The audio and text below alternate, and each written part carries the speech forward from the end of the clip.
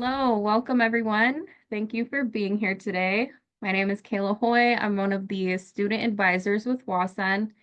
Just to kick us off, I'm going to go through some logistical items with you before we get started. If you're looking for information regarding today's event, you can visit our summit website at wa-sen-summit.org. Next slide, Tom. Thank you. This site is up all year round. It has agendas and speaker information for this year and past events. So if you'd like to take a look and get a better idea of WASEN as a whole, highly encourage you to do so. There's also some inspirational and self-care videos, some quick tips and tricks to deal with stress, anxiety, and burnout. On the website, you'll be able to find it in the top left of the screen. Again, that's the WASEN-Summit website. So there will be 3 prize-winning game activities throughout today. If you are a winner, we will need your first name, last name, and email to be able to send you your virtual gift card. So please take the time right now to rename yourself and have your first and last name in your box to speed up the process later. I think everyone in the room will stay muted, except for speakers. If you have a question or comment, please use the hand raising tool. And that should be at the bottom of your screen under the reacts. It has a heart and you can raise your hand right there.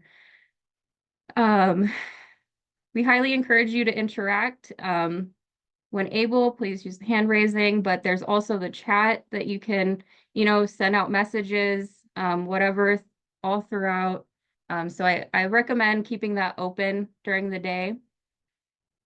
And we will be dropping some chats, some links in the chat. So some things about Zoom, go ahead and play around with different view settings, but we will be spotlighting our guest speakers during their sessions. So just be aware of that. We encourage you to turn your video on to get the most out of this virtual experience and utilize the chat and reactions, send some confetti in your video. That's always fun to see and very supportive of your peers. Again, you can find all of that in the React heart icon at the bottom of your screen. In case you need any technical support throughout the day, I encourage you to take a picture of this next slide. For general questions and support in regards to WASEN in general, you can reach out to myself or Rebecca Tibbetts. And if you have any issues with Zoom, you can reach out to Tom, our good friend Tom, but he is manning the Zoom call today and the slides. So if he's taken a little bit longer to get back to you, just reach out to Becker and I, and we'll do the best to help you out. Okay, we do have an important message in case you didn't see it in the email from yesterday or the calendar invite. Due to the large number of registrations and some unforeseen circumstances, we will not be sending out lunch codes today. We will be sending them out Monday or Tuesday. Again, apologize for the inconvenience this may cause, but we do need to ensure the integrity of our program, and so we'll have to verify that you are attending and actively participating throughout today to receive your code. That code will come from Susie Scott. So again, please take a picture of this slide, keep track of all the contacts.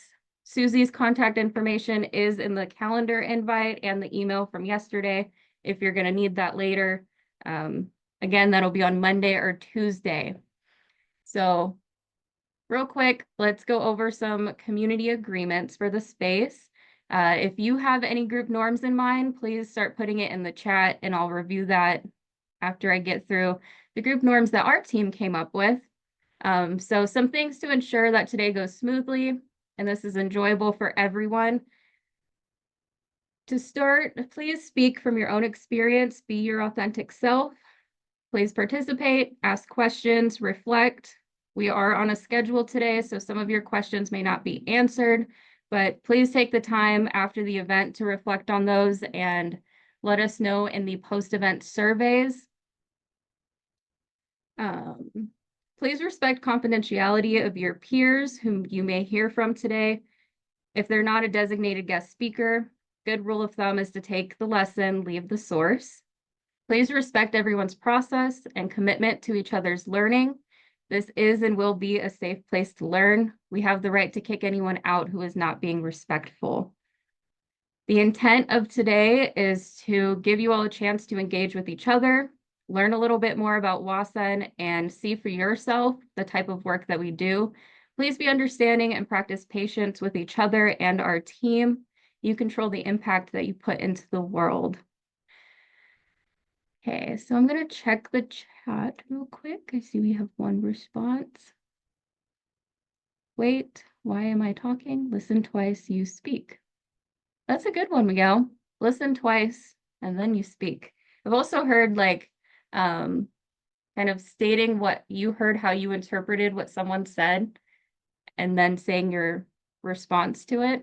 That's some good active listening tips. And please practice those together today.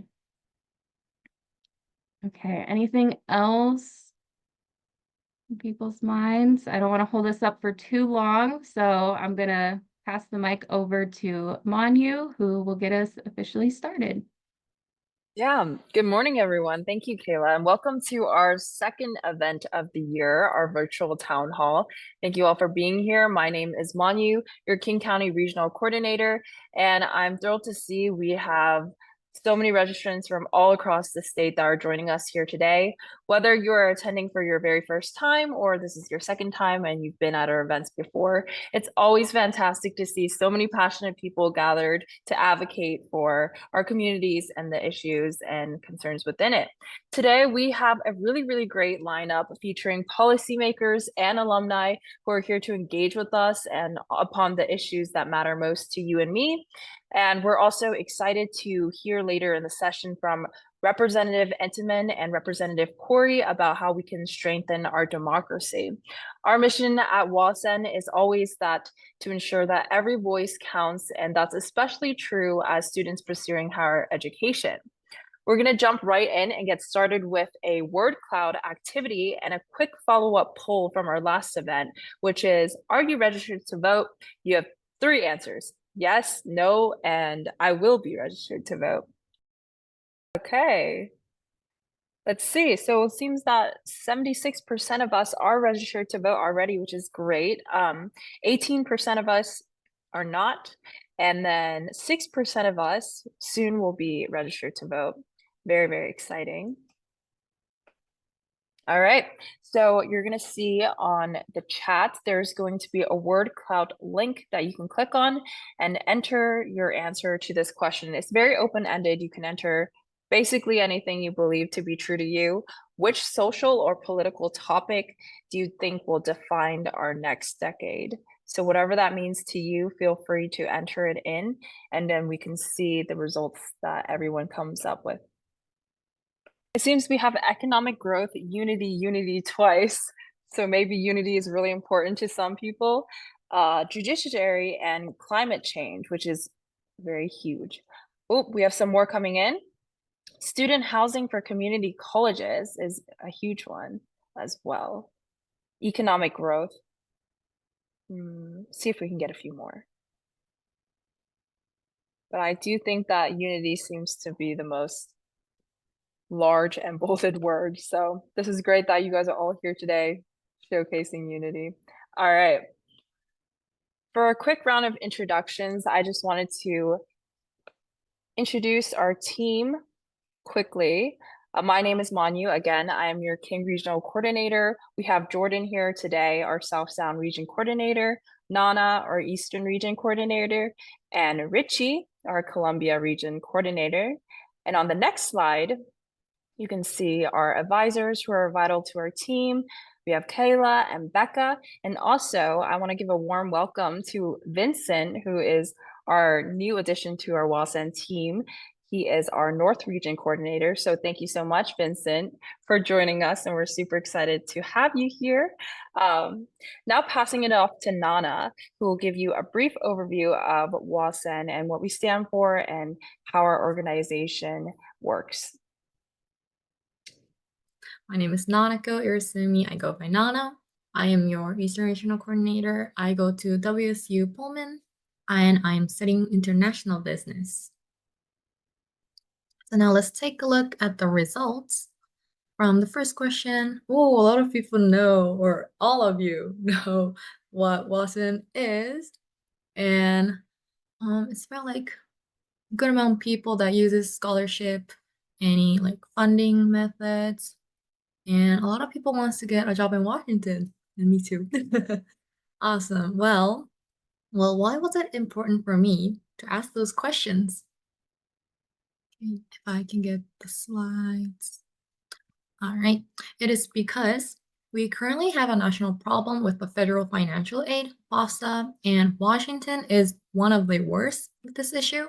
Washington State ranked for 47th for FAFSA completion last year, with only 44.9 of high school seniors in the state completing the FAFSA form. And some reasons why people aren't filling out this form. Maybe it's going to be next slide. They thought their family could afford school or college without financial aid. They thought the family may not be ineligible or may not qualify for the financial aid.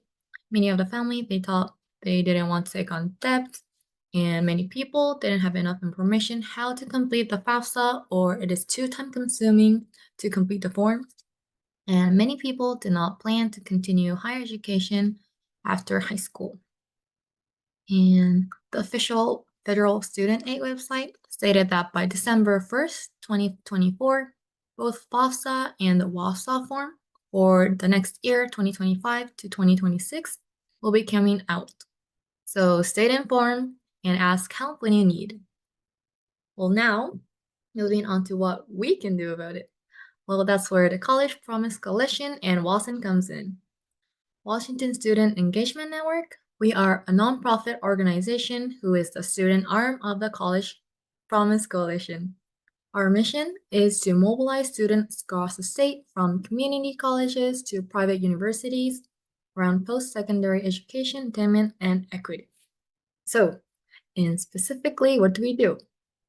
Our primary function is to connect students who may be new to legislative process with the policymakers, giving students a chance to directly engage with the people making decisions about education and policy, just like living today.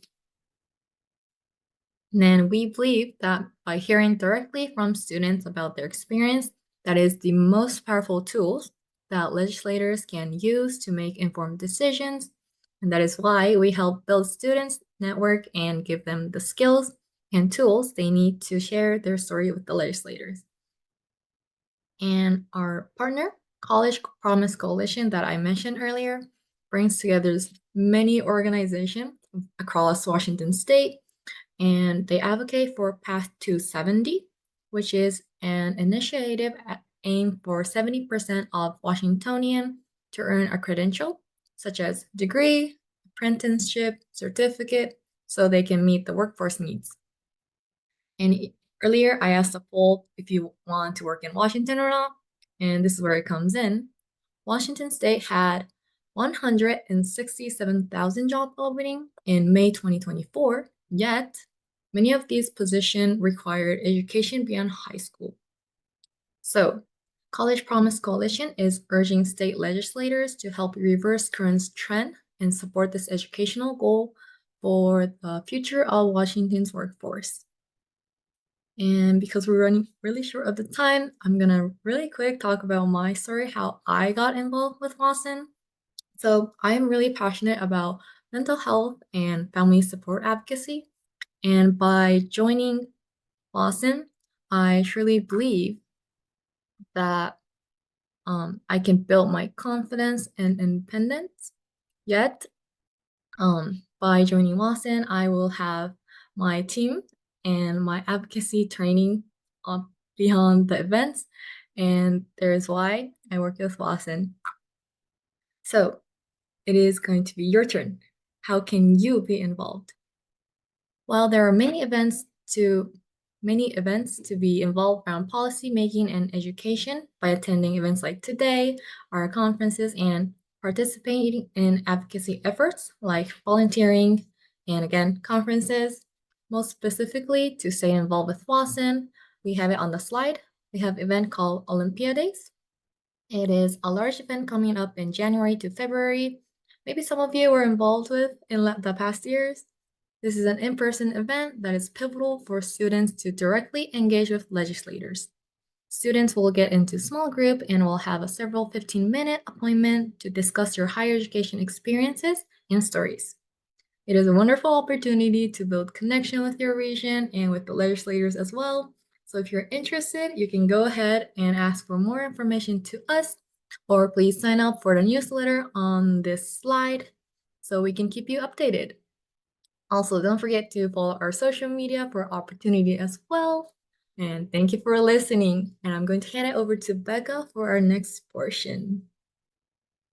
Hi, everyone. There should be a quiz that pops up where you need to enter your first and last name and valid email address. For this session, we will break out into our regions and we will be talking more about Olympia Days and have other questions and interactions.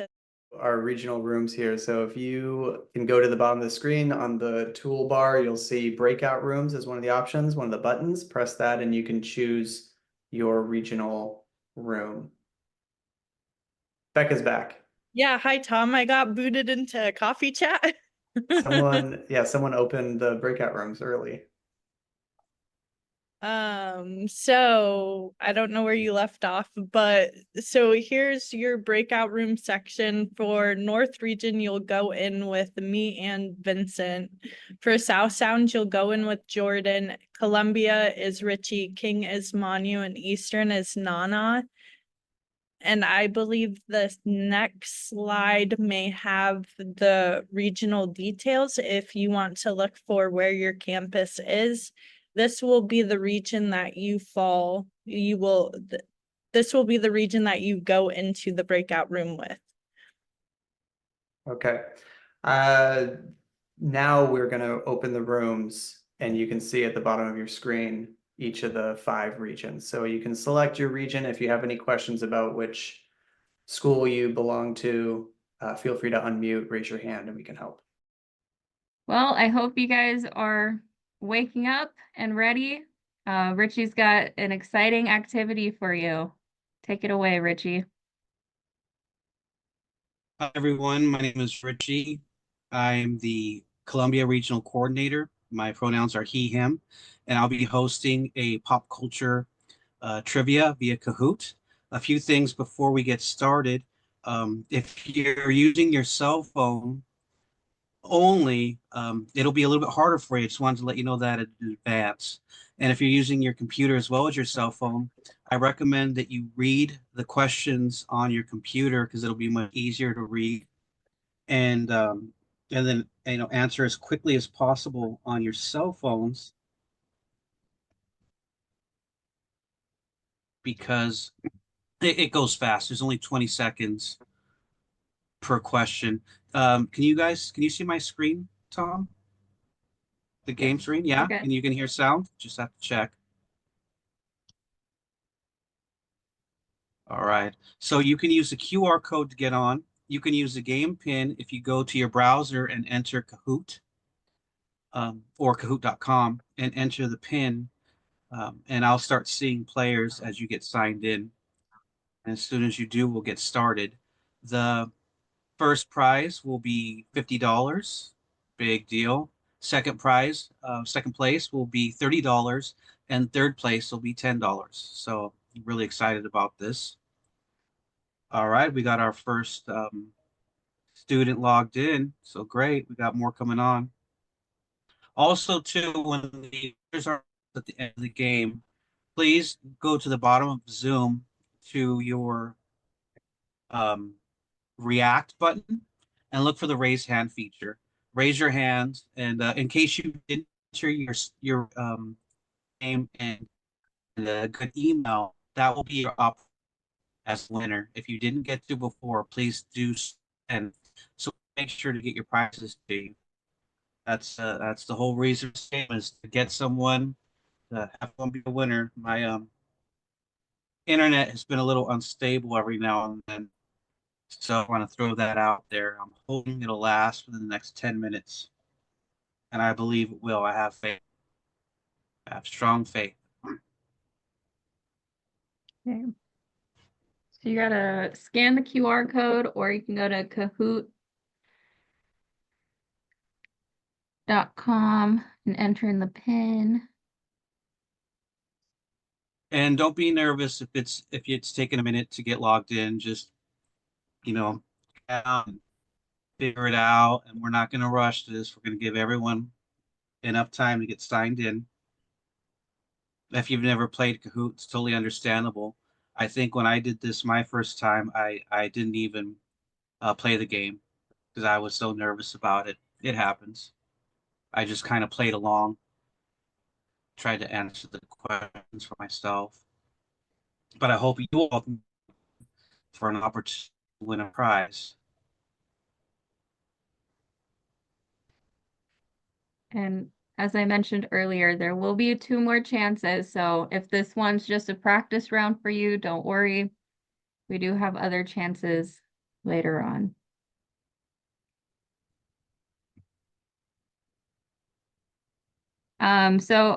Nana has mentioned in the chat that if you're not seeing Richie's screen with Kahoot, a bunch of names popping up, then you might have to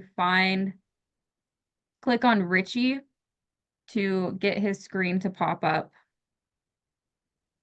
Thank you, Nana. I didn't even think of that. I got you.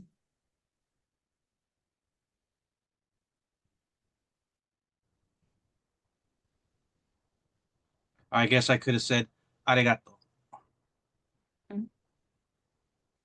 Arigato, yeah. So, anyone speaks Japanese here? Maybe not. I know like 5 words, and I got to practice them any chance I get. Yeah, Richie, where's the Kahoot music? I have on. You can't hear it? Up. No. All right.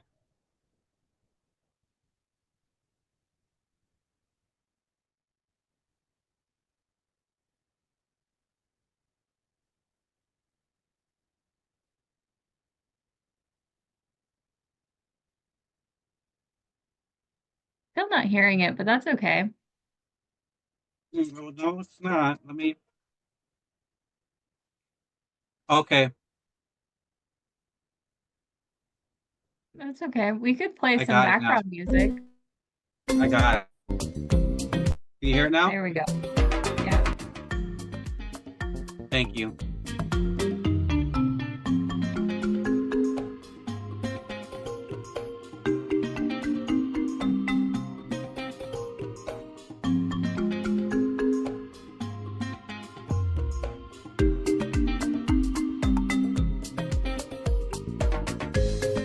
So we still got plenty of students to get logged in, and I just want to say, don't stress, take your time.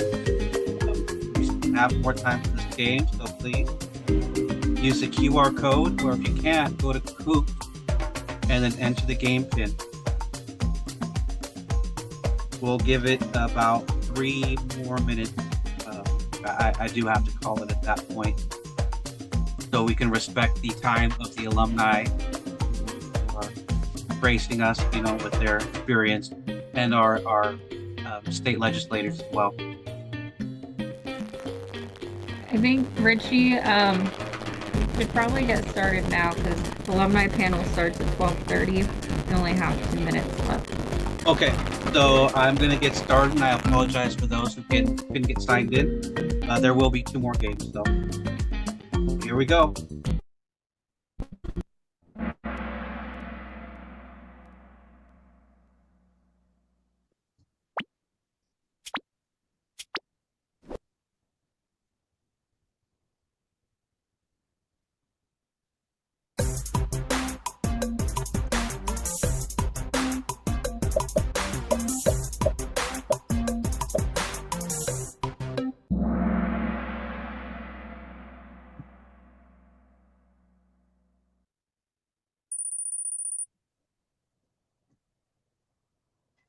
Elena, good job.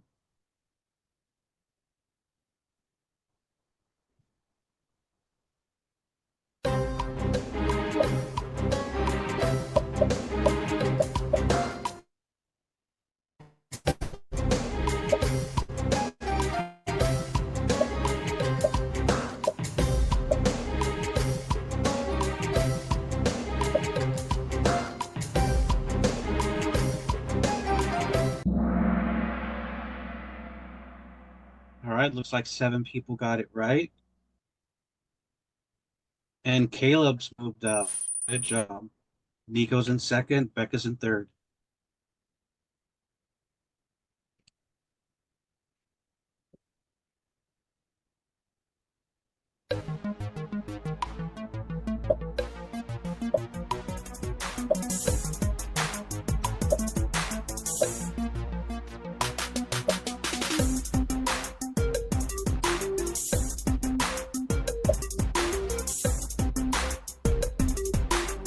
Everyone got this right. Good job. And Becca, you're way better at pop culture trivia than you thought.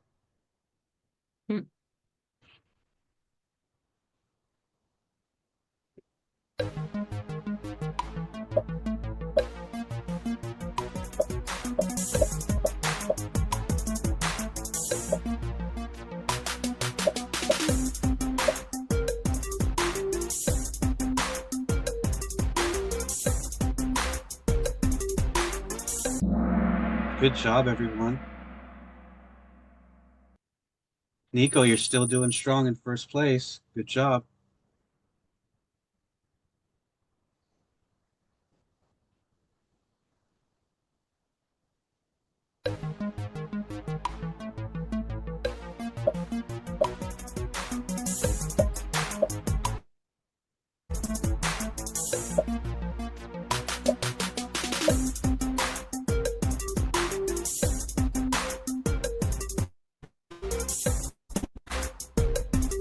This was kind of all over the place, but it's understandable. Whoa, Defenstrator moving up on the leaderboard. Good job. I don't know. Cool name.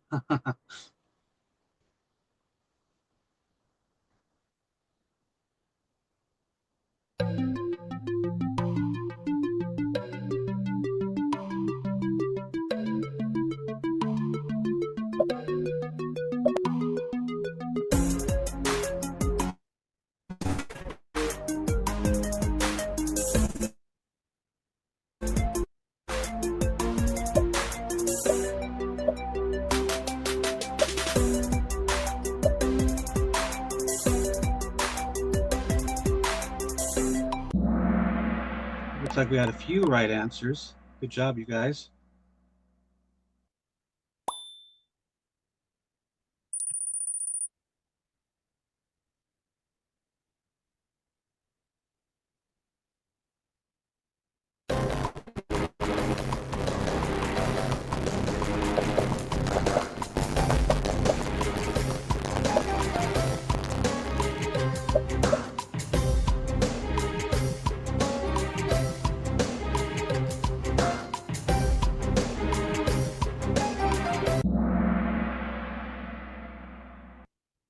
Got a few people move up. Nice job.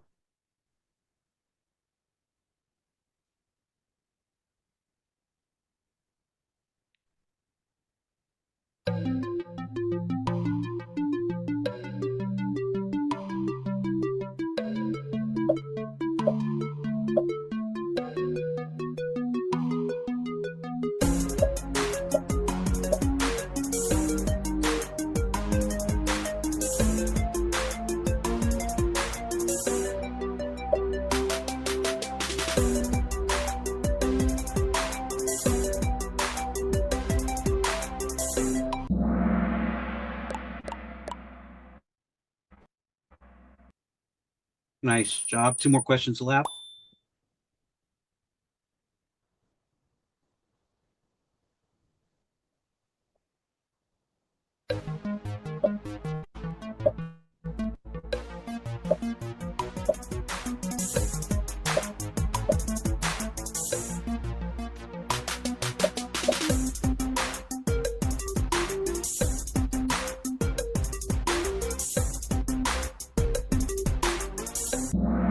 few wrong answers there. Not a big deal. Everyone doesn't like Star Wars, unfortunately.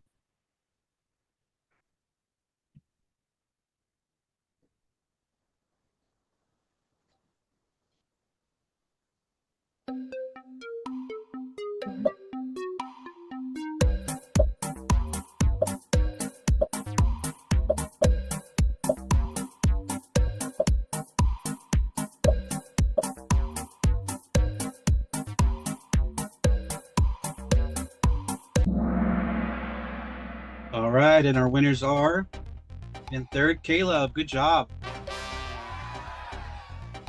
Nico, nice.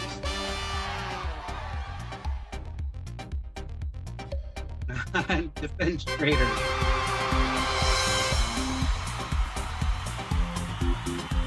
Awesome. So once again, you guys, if you will please go to the raise hand feature, the 3 winners. If you did not already, share your first, last name, and email address.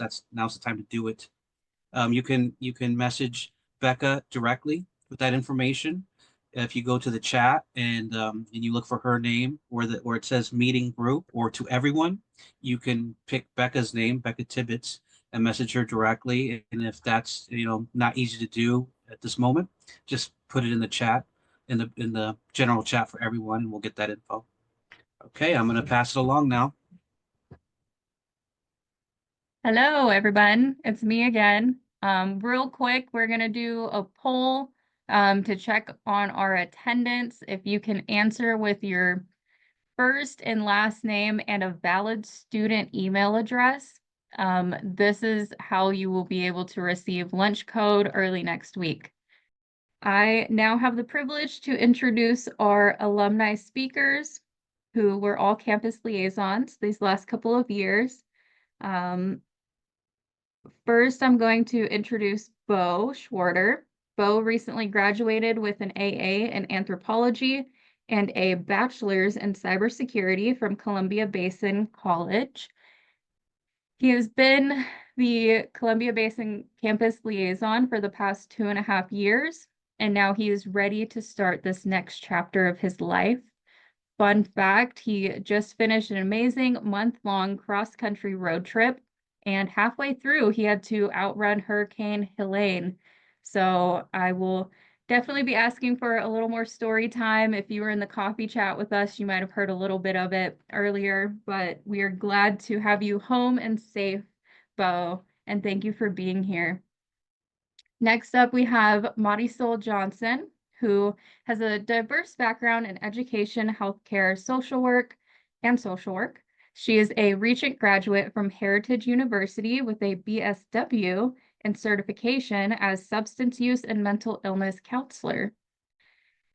She has a passion for service and walking people through wholeness and healing in every part of their lives.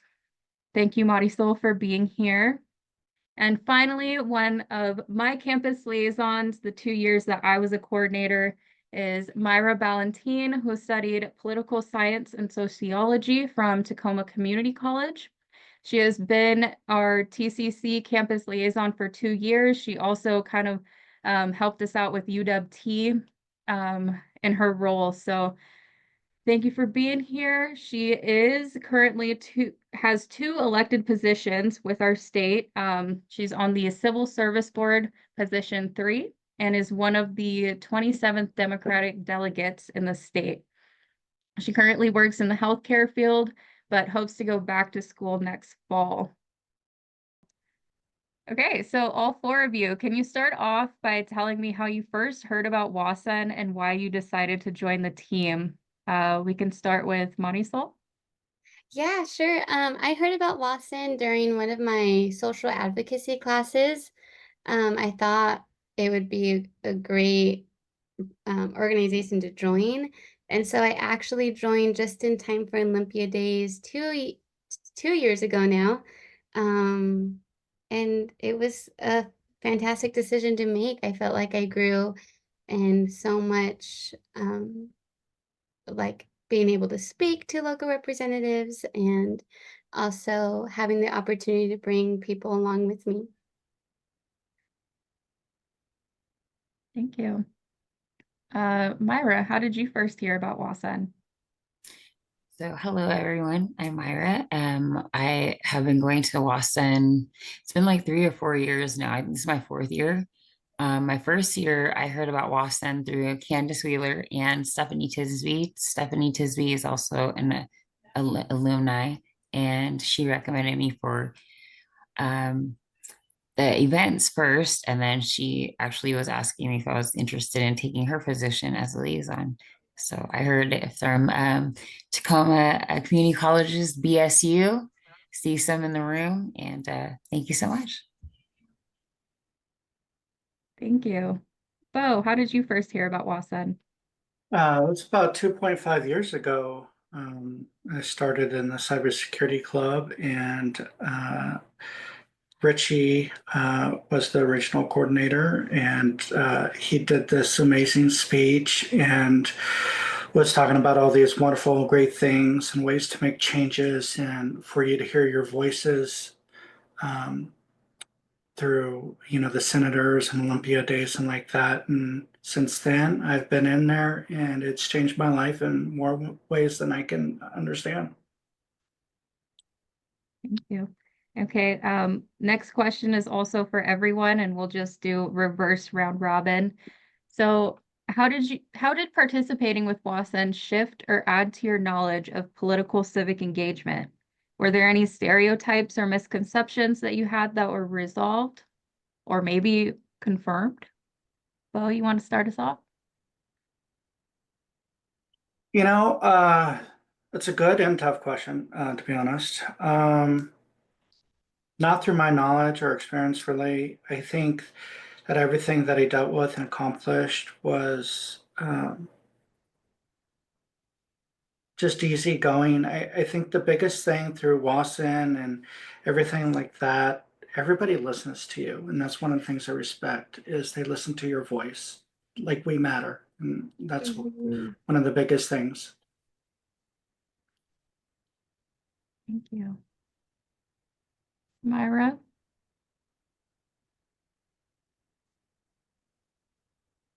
You're muted. Sorry. I think the biggest thing was I was just really nervous. I didn't really know what to expect. I didn't know a lot about politics. So I felt like I was in like a new area. We didn't really talk about politics at home.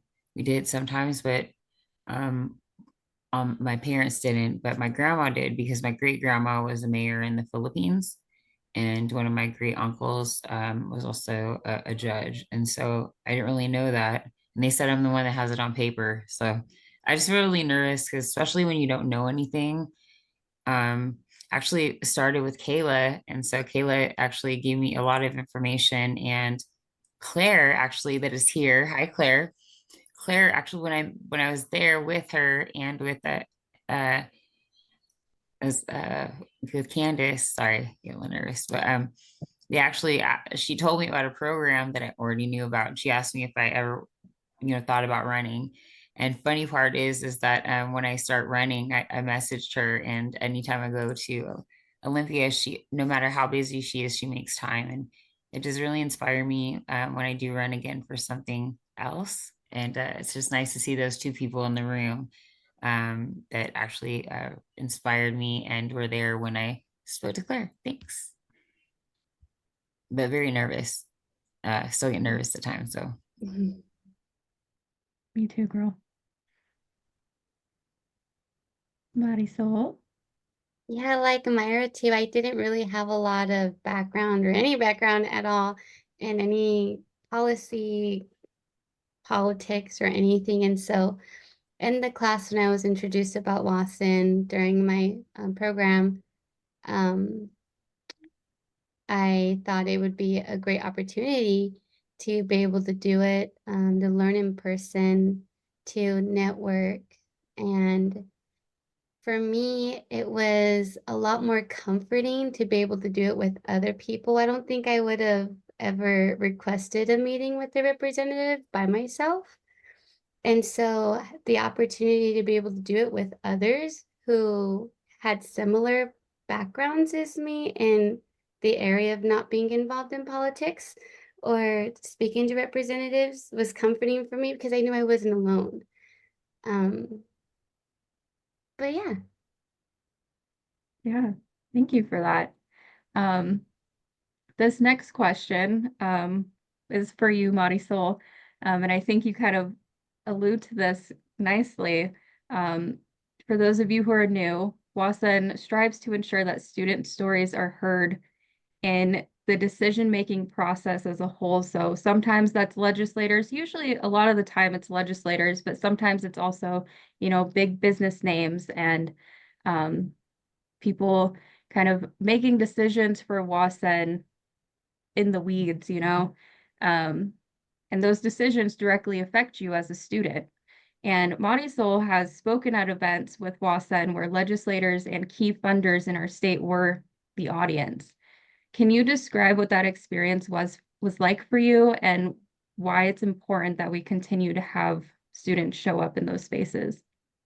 Yeah, absolutely. I just like you were kind of touching in, Lawson does such an incredible job at making you feel supported and helping to prepare you to speak in rooms, like in Olympia Days and like other events that I had the opportunity to speak at. But I believe that it's important to amplify our voices as students in policy and decision making, especially because we get to speak from personal experience. Like we're walking through this now.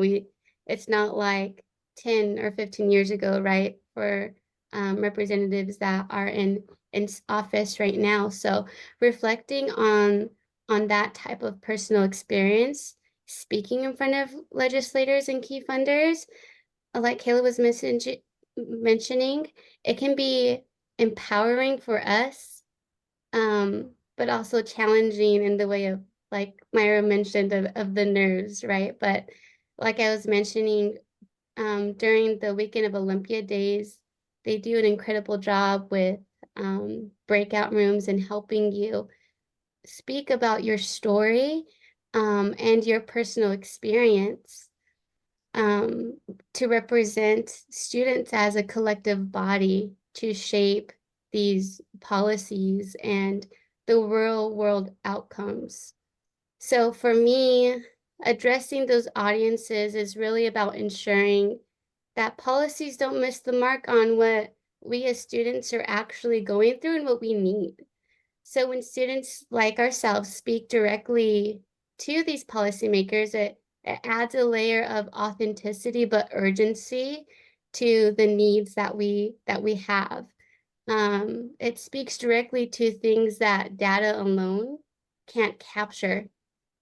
So it's essential for us to share our voices, to amplify our voices in those spaces, because our experience provides insight into how policy actually plays out in practice.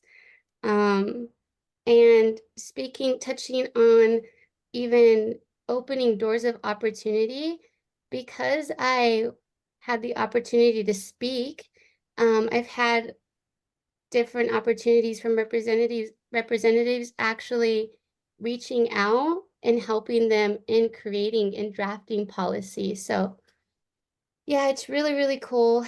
But yeah, without our input, decisions might fail.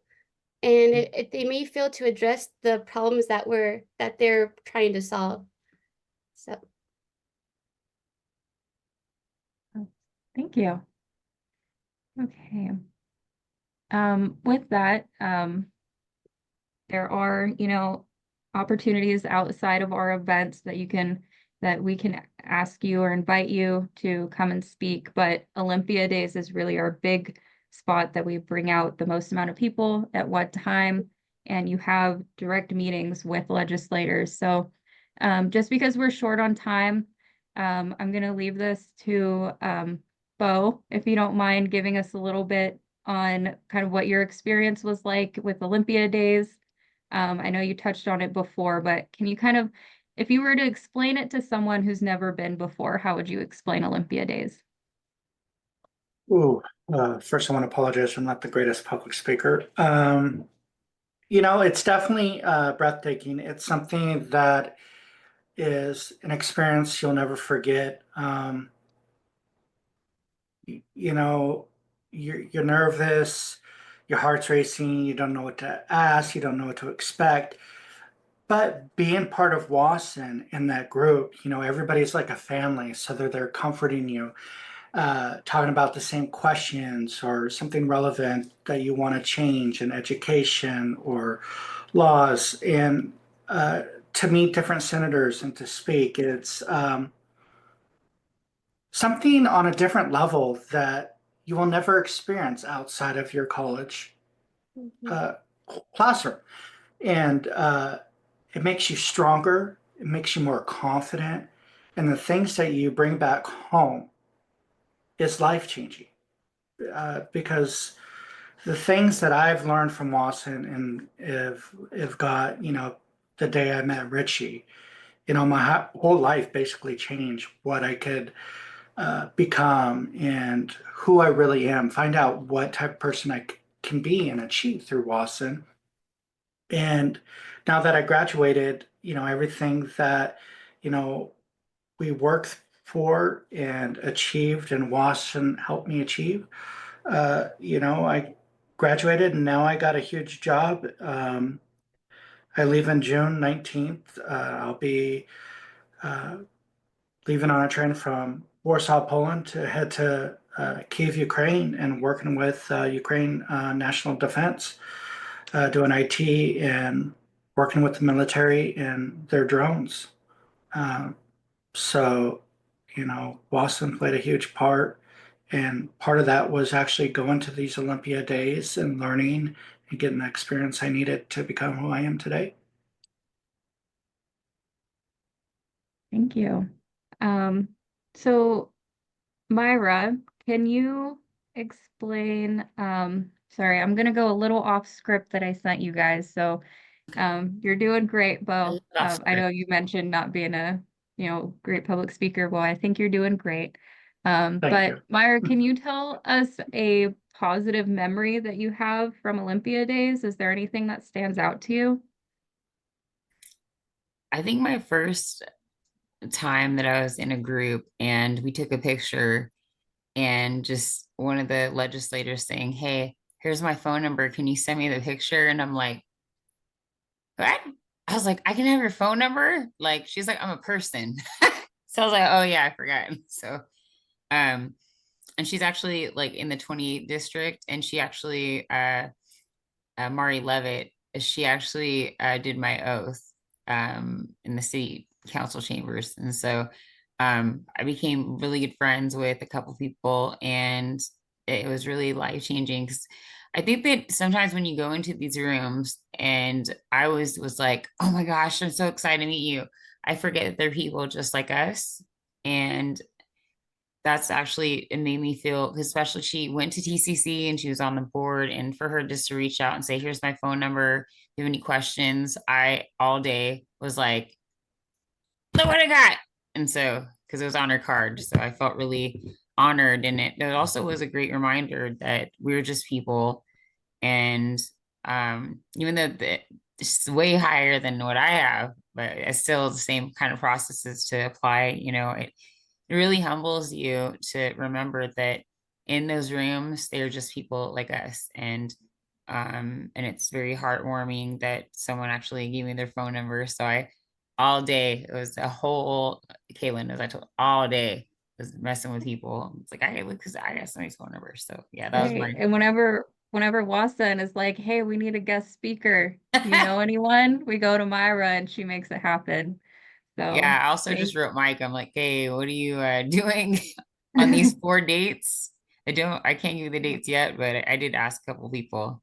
And Bo, you did great. And I'm excited for Thank you. you. My son's actually in Korea, and so I'm watching everything, really nervous, because my son's in the military. And so just knowing people are out there, just like yourself, we appreciate you. I appreciate it. You know, it's something I never thought I'd do, but uh, you know, everybody needs help, not just America. And I thought if I could put my degree to use, then I might as well put it somewhere that's needed. Yeah, make sure you give us your info. Shoot me your Oh, info so I can give it we can send like, you know, letters or care packages. Well, I appreciate that, definitely. Thank you. Okay, so next question. What advice, words of wisdom, or encouragement would you give to students who are new to WASN and are hearing about Olympia Days for the first time and thinking about joining us? You want to start us off, Marisol? Yeah, sure. My encouragement to you is do it, go for it. Just like we were all kind of touching and mentioning on, it really is life-changing and it adds so much, not only in the networking, but just building relationship, building rapport with each other, like having the opportunity to just reach out, like Kayla was mentioning to Myra.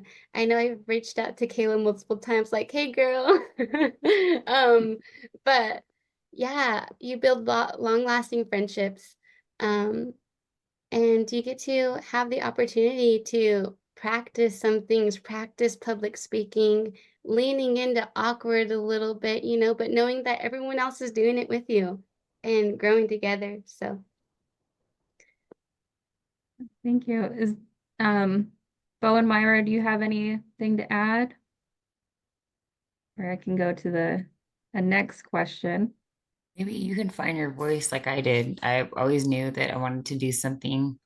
I'm not sure what my voice is. I'm still working on it, still growing up at my age. But actually really felt like I was at home, that talking to people and standing up for people. I do that in my volunteer work. And so it really gives you a sense is you never know till you try it. And I speak at times and I get nervous. I would have never met Mary Saul or Kayla. Kayla is one of my closest friends. And she was even nervous too. So I mean, look at you, just talking, just public speaking over here.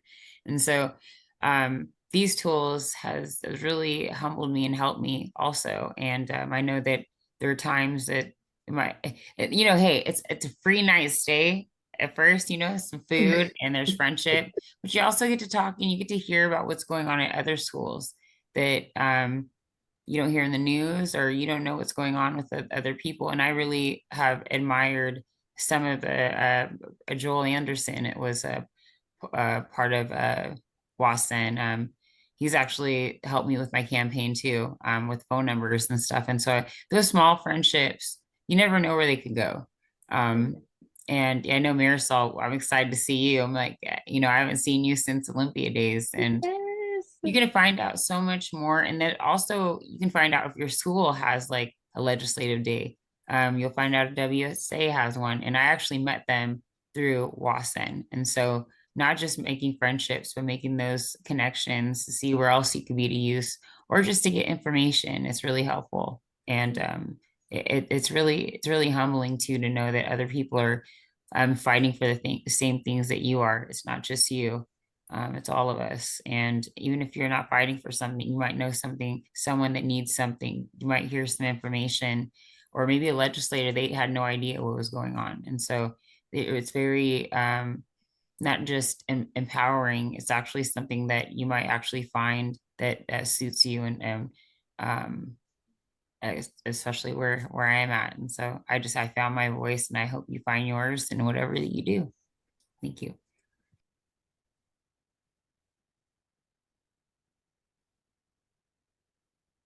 Not much to add on that. I think what they said was very perfect. You know, one of the things about doing that, you get a lifelong connection, and you just get so many experiences just with that first day that you'll never get. So I highly suggest that you take the advantage of, and just remember, it's going into this. Don't think of it as of what do I get in return, but more of what are you going to get out of it when you actually participate and bring your thoughts and answers to the table for everybody else and make it your long lifetime goals. Thank you. So I know it's come up in some of the breakout rooms that I bounced around in. if you attend Olympia Days, you know, it usually falls at least on one school day. So can you guys speak to how you ensured that you did not fall behind in your classwork? And were professors encouraging of you? Did you have pushback? Can you kind of speak on that experience? For me, the faculty they were very encouraging and supportive of me going, and the group of like 6 students that came with me this last year. So it was just my classes were in the evening. I still miss them, but like I said, they were encouraging. They gave me a Zoom option to attend on the drive back from Olympia Days. But yeah, I didn't miss out on anything or get behind on anything either.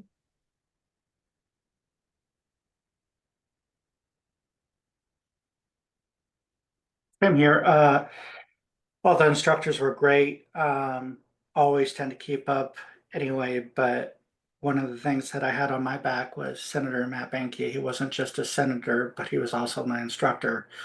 So he said, you know, anything you need, you could take a week or 2 weeks to catch up. And the greatest thing he did was he said he would inform the other instructors, knowing what kind of progress we're trying to make in this world. So it was never a burden. It was a great feeling that I knew people were watching me and watching over me, knowing that this is something that needs to be done and that they have my back.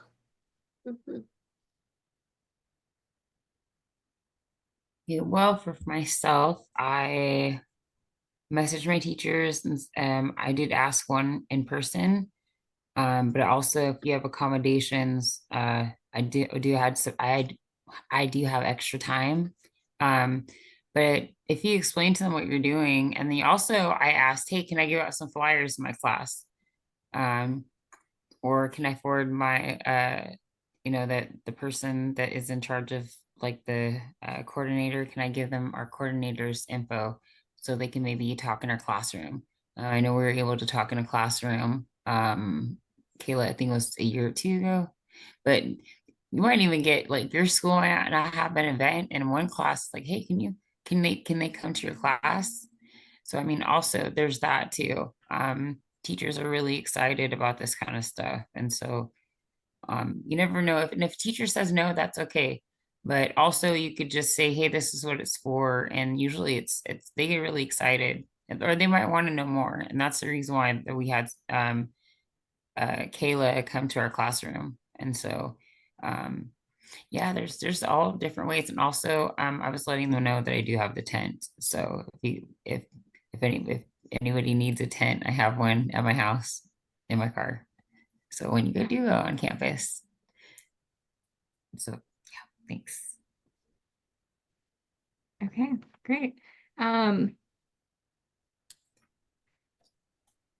We also, sorry, had a brain pause. WASN does provide excusal letters or letters to explain kind of what the event is. If anyone is thinking about it but worried about a class coming up, we can provide like official paperwork for you to show your professors as well. And I'm gonna open this question up to all of you as well, because you all have experience with being a campus liaison. And as you know, WASN hires liaisons year round. And our coordinators are actively looking for liaisons right now. Can you speak to what that means? What is a campus liaison, and what was the experience like for you?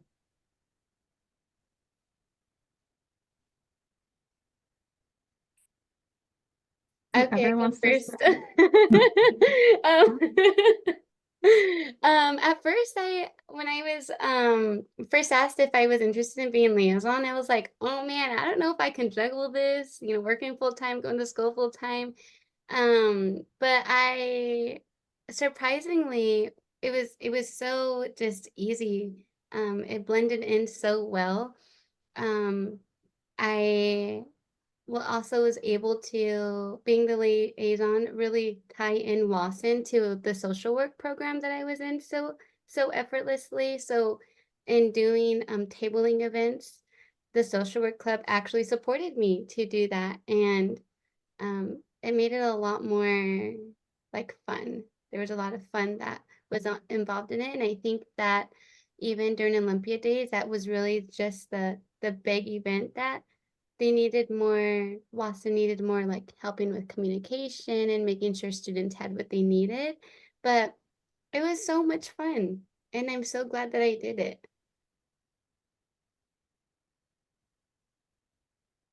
You want me to go next? I can go next. Okay, so the first time I became a liaison, I think I signed up like in November. It was kind of late, like a little bit, it was like next month. It was kind of around the time that we were gonna have a town hall. So I was a little nervous, had no idea what a liaison was, but Kayla walked me through it. And so she was like, we can come to your school, like, and then we can if you can just give me some information. So like even though not knowing anything, she was like, who can I contact? So having some contact information available, um, making sure you ask your coordinator, like, what do you need? And it's really neat. Your coordinator actually will help you out, even the regional coordinators, like no matter if you might not know anything, but just, hey, I just need this person's email. So it's pretty easy, but you also get to know who is running stuff at your school. Like what information do I need to give you? And so just having even though you might not know anything, it's nice. I got, you get a stipend, not only that, and you also get to learn more. That way, if you have that time when it's town hall or information sessions, you'll find out more so you can speak to other students or maybe invite a friend. It just starts with giving one piece of information and you become that link to your school. And it's really neat, actually. It's a lot of fun. Kayla came and did a table, spoke at the Senate meeting, and she spoke in a classroom, and she also was able to attend events for one of the clubs that I used to run. And so not only is it fulfilling, it's kind of neat because you get to be part of, not only are you a student, you're also trying to find people that have the same mindset and have the same drive as you. And you guys go up there together and it's really fun. So being a liaison was, I stayed the liaison for 2 years, and I built relationships not only with WASN, but with people at my school. And so even if you're really shy, and it's really hard for you, you're just getting information. And you're just that link. So even though I was a little shy, Kayla came in and just she was like, hey, this is what we're gonna do. And people were excited. We had prizes, and a lot of it, I was pretty surprised that a lot of people came to Olympia Days on my first year. So it's really fulfilling. And we have those positions posted too, right? Or do you have a link that you can put in the chat just in case you Yeah. might know someone at a different campus? Yeah, I can drop that in the chat. And I think it's good to note that, I mean, you guys, at least from who we've heard from so far, you were both involved in other stuff that were already doing things, and that really helped, helped you bring WASN up to your campus. And yeah. Bo? Yeah, I think it was great. Richie walked me through every step, and watching him speak and everything was amazing. He's just a phenomenal speaker, and he just pulls in people. And then I got nervous. He had the games, little snacks, and all these handouts. And then he goes, okay, now it's your turn to start asking people about Wasson. I'm like, me? I haven't taken public speaking yet. That's next quarter. You want me to do it now? Me? But I learned a lot, and it really, once I got the gist of it and how he did things so professional, it made me a better person. And I felt so confident. Then I started doing it. And then Rich and I worked together, just even when we weren't doing the tables. We would talk about it in Cyber Club, or I would talk about it to people that were in my classes, and it just became such a routine. knowing that, hey, that there's this wonderful gift out there that can help you and change you and make a better future for you and other students, current students. So yeah, I think that was one of the blessings that I got out of being a liaison. That I said that wrong, sorry. So if you're interested, I highly suggest you do it because you will not regret it. Mhm. Thank you. Thank you. Is You're there welcome. any questions in the chat? Any or in the audience? Would anyone like to ask our wonderful alumni some questions? If you would like to ask a question, you can raise your hand. The react at the bottom of your screen has an arrow up that you can raise your hand with.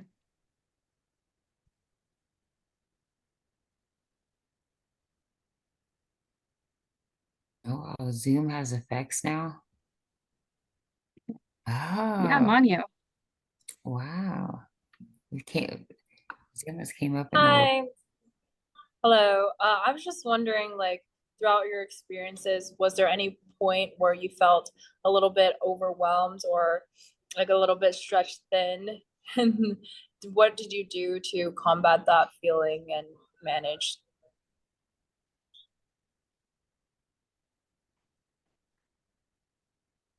I think a lot of times I felt that way. I was also the Asian Pacific Islander Club president, a student senator. I was part of BSU, WASN, and I've had either 3 kids at home at one point, 2 kids, and I just took a deep breath and like I don't know, that's what helped me and Kayla became friends. She was in school too, so it's a couple of times we just complain. I don't want to do this, I don't want to do that. And then, all of a sudden, just having someone to talk to, especially that's a student that understands like what you're going through. So just having someone to talk to, and that's how I got through it is talking, because it's hard sometimes when you're a student and you have friends that aren't students. And so having the liaison role is a small role. So I never got stressed out with that because all I need to give her was some information. But with school and being part of so many groups, I sometimes I forgot to take a step back. But um, then I would just talk to other students about what they did, or I would just turn my phone off and just figure it out. It is hard sometimes, but when you have people that you could talk to that are in the same boat, um, that's I think that's really helpful. I think me and Kayla had a couple uh crying sessions at one point, and I visited each other at each other's jobs. And she showed up to every event that I invited her to, and I didn't have to do any work. She did it. So, if it's overwhelming for you, she took over many times.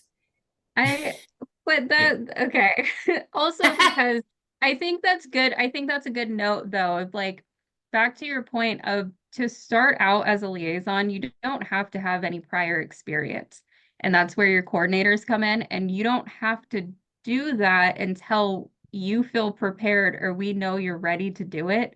We're not just gonna throw you out there by yourself. And so yeah, I mean, it made it easy that TCC is really close to where I live. I'm stationed in Tacoma, so it was just a 5-minute drive, but that's also kind of the culture that we're trying to build with coordinator liaison positions, is that you have someone to help you figure it out and for you to go into it feeling prepared.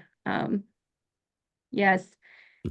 Thank you, Marisol, Myra, and Bo. Thank you so much for coming back and joining us. We do have to move on because I do see some of our other amazing guest speakers already in the room. And so I'm going to be handing it off to Jordan, who's going to introduce our town hall. Thank Thank you, you, everybody. Kayla. I'm excited to be running the town hall section of today's summit, and I am super happy to welcome all of our legislative guests for today. It looks like Representative Corey is not here yet, so we will move on with the other two for now. Our first legislator is from the House side of our legislator, Representative Deborah Entenman from the 47th District. Representative Entenman is serving her third term as state representative for the 47th District, which covers part of the southeast of Seattle. She earned an associate's degree of arts from Highline Community College in 2001 and a bachelor's degree in political science from Seattle University in 2003. As a non-traditional student, her passion for higher education stems from the help she received to make her own education happen. Deborah and her husband Dave are currently living in Kenton.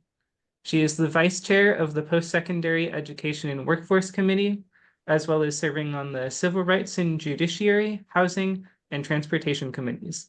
Thank you, Representative Entenman, for being here with us today. Thank you for having me. Our next legislator is from the Senate, Senator Claire Wilson from the 30th District. Senator Wilson has represented the people of the 30th District since 2018. She is in her second year as chair of the Human Services Committee and is proud to serve as vice chair of the Early Learning and K-12 Committee. She is also a member of the Transportation Committee Rules Committee and holds the role of Assistant Majority Whip. Before her time in the legislature, Claire wore several hats. She was an administrator in early education and family involvement at the Puget Sound Educational Services District. She taught pregnant and parenting teens at Mount Tahoma High School, was a program director for the Women, Infants, and Children Supplemental Food and Nutrition Education Program in a rural community in Montana, and served as an elected school board director for Federal Way Public Schools for 8 years. Thank you, Senator Wilson, for being here with us today. Thanks for having me. Had to find my mute button. All right. Representative Corey is still not here, so when he gets here, we'll move on to him. But for now, let's start with the questions. So the first question is directed to both of you. How did you get involved in your position? Why did you become a legislator? What inspired you to be involved? Senator Wilson, would you like to go first? No, go. Okay. I feel like we're on a road show, you and I. We've been together a lot the We've last been hanging couple out of a lot weeks. together. So I decided to run for a very simple reason. The person who was elected to represent the 47th, I did not believe represented the values of the community that he was elected to serve. I was volunteering with the Children's Alliance at the time, and we were working on a program called Breakfast After the Bell. He testified on the House floor. He made 3 different statements that included children were obese, children waste food, and if they're really hungry, teachers could take food out of the trash to give to needy students. Now, when I was growing up, my mother went to work every day. She was an educator in Seattle Public Schools, but she had 5 mouths to feed, and we qualified for reduced price lunch. And I just did not think that anyone who was an elected representative should be able to be so heartless and say that they represented the community that I lived in. So I was approached to run, and I was helped by community members and speakers to raise enough money to run. And with the help of the House Democratic Caucus, I defeated an 4-term incumbent.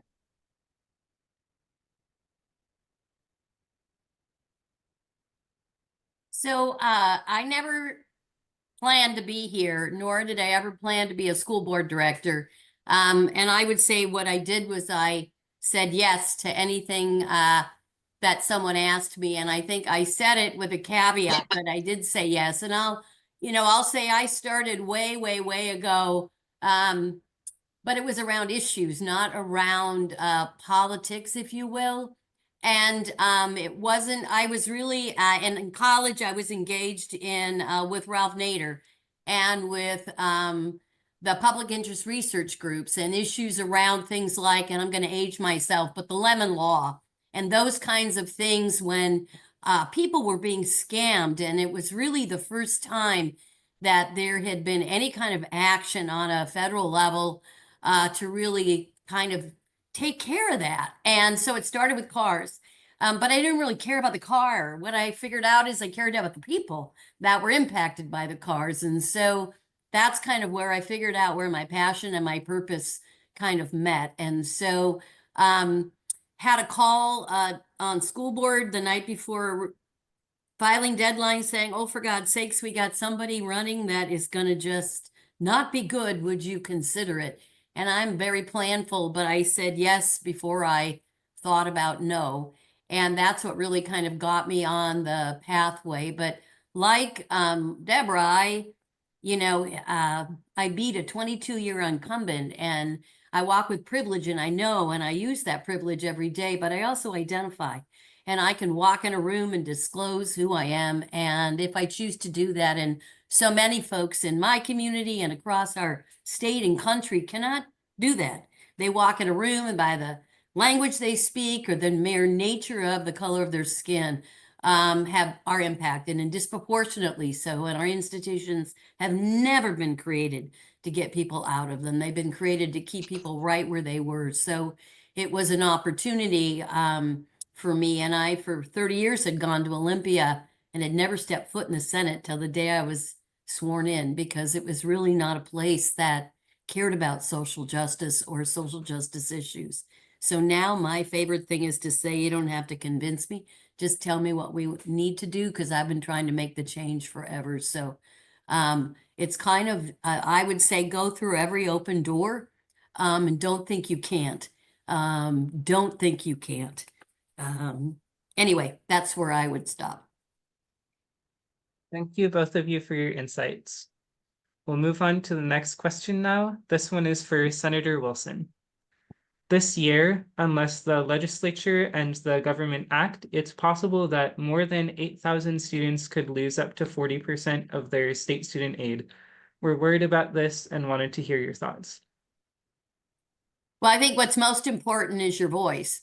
And we know we're in a critical situation, but housing is one of our core issues, and you are one of our most vulnerable populations as we think about economic recovery and as we think about workforce and the crisis to the workforce solution.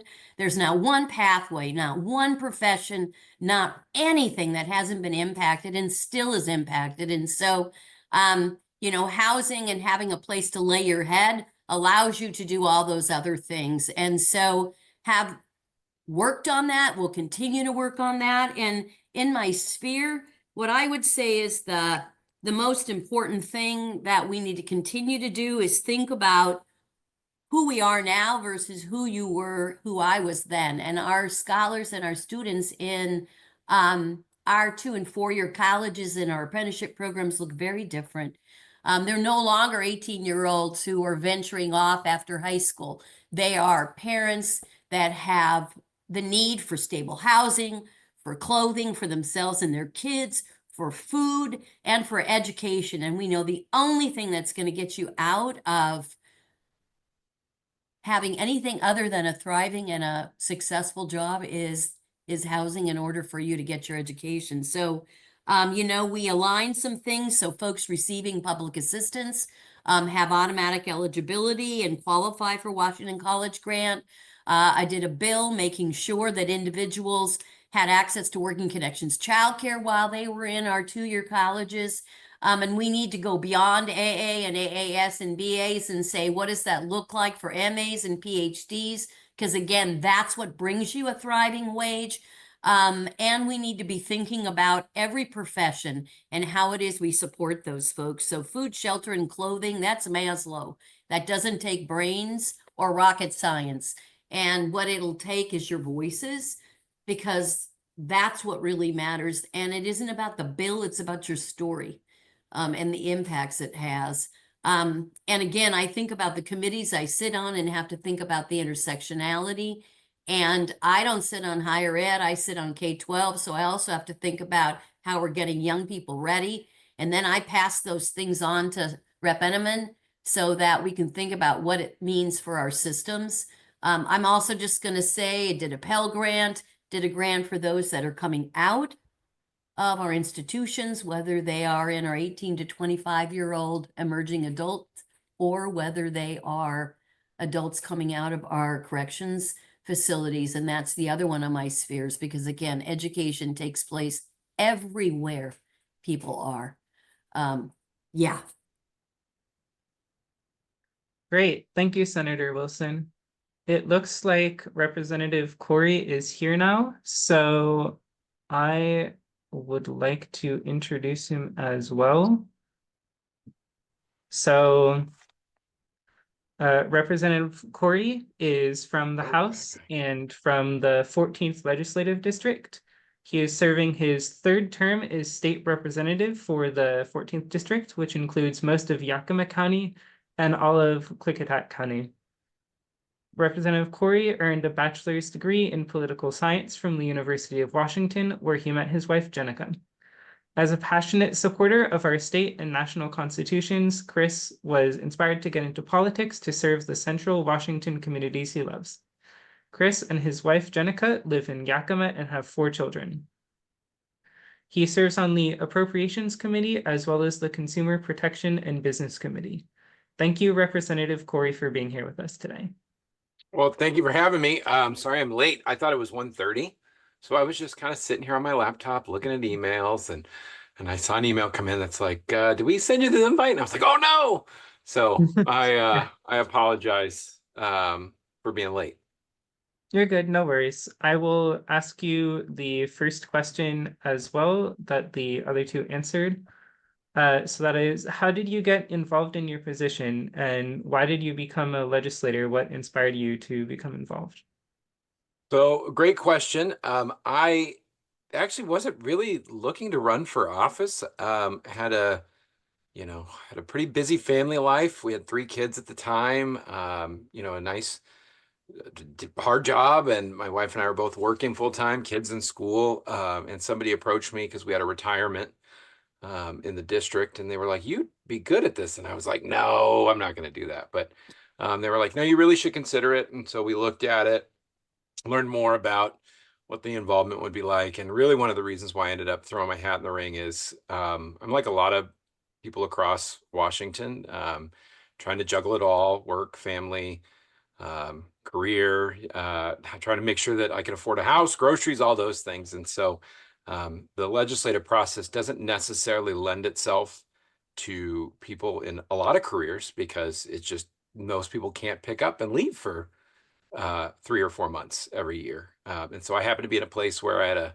company that was like, well, we'll make it work. And so I dove in and it's been really good. And I've gotten to work in a lot of cool areas, some of which I kind of knew going in. My wife and I are foster and adoptive parents. So I'd always, cared about that system. But then there's other areas that you have no idea what's going on until constituents show up at your door, whether it's during session or even more importantly, out of session, and start sharing their stories and their struggles. And that's been probably the most rewarding part, is getting to engage with people I never probably would have met and find out what is motivating them to make change in our community and helping them do that. Thank you, Representative Corey. All right, we will move on to our next question now. This one is for Representative Entman. We want to be sure that every Washington student, students of color, those who are the first in their families to go to college, those from Washington's rural areas, have equitable access to state student aid programs. From your perspective, where are we doing well and what needs to be improved? I think to do if your job letting you know what financial resources are available to you. I just recently had the opportunity to sponsor which should have put a benefit navigator in every college, every one of our public colleges in our 34 community. If other colleges would like to expand that, that would be welcome. But that person is a three-quarter time person on campus to make sure students know about all the support services that are available to them. I think what you can do as students is to let us know. I think sometimes there are people in the legislature who may not be on a education committee who have an idea of what a college student is and what their struggles might be. But when college students come in and share their personal stories, or when they send us letters sharing their personal stories, it really helps to inform everyone, whether they are on an education committee or not, about the needs and the triumphs of what it takes to be successful in college. So you sharing your voice and your story with all of us, whether or not, again, we are on a higher ed committee, it's really important to making sure that we are expanding opportunities to everyone in the state.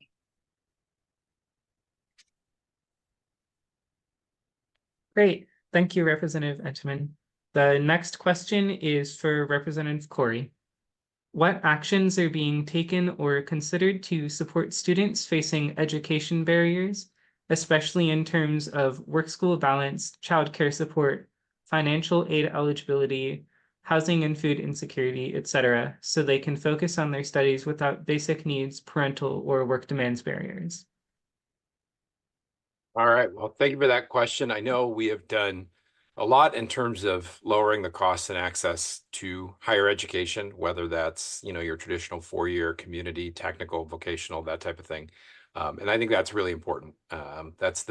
From what I have heard talking to people, that's the initial barrier, right? That's the big barrier. My wife and I are both first-generation college students, and I remember the struggle of how are we going to pay for this? And that was 20 years ago. It's probably a little cheaper then. So some of the other things I think we're working on, I think Representative Entman brought up a lot of those, right? In terms of making sure that the programs work together. There's probably more we can do. My alma mater is University of Washington.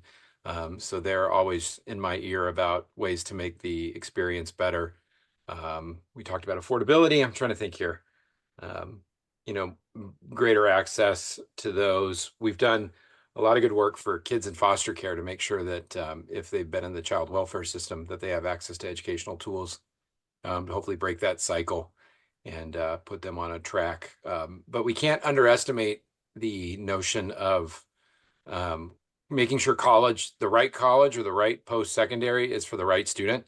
I grew up, I'm 42, so I'm a millennial on the later side of millennial, early side. I like to consider myself Gen X, but I've been told that's not the case. But a lot of us were told the only path forward is a traditional four-year degree. And we know that's not always true. It's not for everyone. And so making sure that those opportunities mesh with what it is that you want to do, your interests, I think it's hugely important. So I think I answered some of the question. I may not have gotten them at all, but that's kind of where we're going, and I'm sure we have a lot more to do. Thank you, Representative Corey. The next question is for Representative Entman. What steps can the state take to address the rising cost of textbooks and course materials while increasing student awareness of affordable options such as open educational resources? How might legislative action encourage wider adoption and accessibility of these resources for students who are not aware of them? Outreach. We need to spend more money on outreach. But what I was going to say is it's important for outreach. We have the State Board of Community and Technical Colleges, and of course we have our four-year colleges and universities.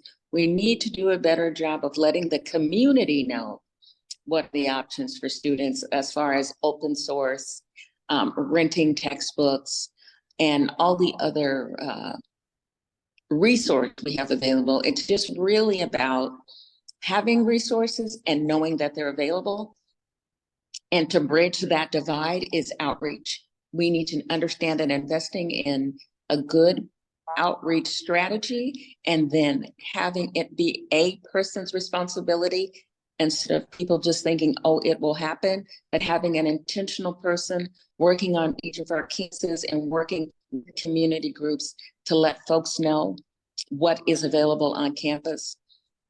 We in my community talk about the mom mafia, where we have a group of moms who are not in politics and government, who we might meet at church or at the hair salon or at the laundromat in different kinds of places. And we drop off information about school funding, we drop off information about financial aid, we drop off information about what is available on our college campuses around food insecurity in non-traditional places.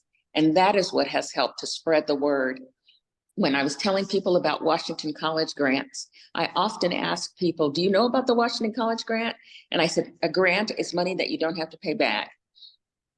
As we have seen the interest grow, it has been because of our non-traditional outreach strategies, as opposed to talking to a college student who may or may not be overwhelmed with just starting school and getting acclimated to being in a different environment. So we need to go sometimes outside of the academic environment, into the community. Another great resource, of course, are libraries and our librarians. No matter what county you live in, our libraries and our librarians are awesome at helping to also share information and outreach about what's going on and what resources are available to everyone. What resources are available to everyone or to most everyone. So I think a real intentional outreach strategy is key. Thank you, Representative Entenmann. The next question is for Senator Wilson. How can the state better support higher education institutions to build or strengthen partnerships with businesses to ensure students, including those attending independent and private institutions, can gain relevant skills through internships and connections, as well as building experience to help with job placement post-graduation? Just a simple answer, correct? You know, what I guess what I would say is, once again, who are our students? And that has changed. And I, will say, education, regardless of whether it's K-12 or higher ed, everybody went to school. So everybody is an expert, but that's not the case, because who we are now and who you are now and your needs now are very different than the needs I think that we had. And even myself, I'm old, and people younger than me still had a very different need. Rep. Corey, I know you probably way younger than me. However, kids, I mean, there's just things that are not the same. And our institutions have been created just as if nothing has shifted and changed. And so when I say that, again, I'll vote for anything, okay, I'm just going to put it out there, and everything that is going to move education forward for pathways for young people and for anyone who wants to do that. But I also know my influences around things like DSHS, things like basic human needs, things like individuals who find themselves in the child welfare system, the juvenile justice system, who don't have family and don't have generational wealth, right? That many do, to have these experiences. And I myself will say I came out of vocational ed, which is now called CTE, and we used our professional folks, we used business, we used folks in the industry to really help us create not only the content, of course, but also what the needs were of individuals they were seeing coming into their industry. But we have to think about paid externships and internships. We have to think about things like covering the cost of childcare. One of the things with Fair Start for Kids, which is our landmark legislation, is that, again, childcare and early learning programs used to be for families who were furthest from opportunity, and people felt like they needed particular support and comprehensive support different than others. We now know that is just not the case, that there is not a family in this world that doesn't need support of some kind. So when I look at my sphere of influence, it's also, what are those things that are what I call whole kid, whole family systems issues that will support whatever the goal is of whether it's going to higher ed, whether it's going into the workforce. And I also think when we think about relevant skills and connections, again, we think about our scholars, and I live in South King County. We have the 5th most diverse school district in the nation, 120 dialects spoken by families in my district. And are we making those culturally relevant and responsive connections as we think about industry and business, and making sure individuals see themselves and meet people that look like them and are reflective of life experiences and culture and those kinds of things. So again, we just need to think about who scholars are, think about what their needs are, think about how those needs have changed over the years, and then how do we actually support making sure that we ensure, like you're saying, that students have access and that they also have a pathway. It isn't just about going to school. It's about what is it and how is it we get and allow you and help you launch and get solid in, what your profession may be. And that could change over the years, but I don't know if that answered it, but that's where I'm going to stop. Thank you, Senator Wilson. Our next question is for Representative Corey. Washington is projected to have 740,000 job openings in the next 5 years. Those jobs will require a post-secondary degree or certificate. What initiatives are being explored to expand loan forgiveness, provide alternate funding options, or help employers contribute to college costs so students can pursue higher education without accumulating significant debt?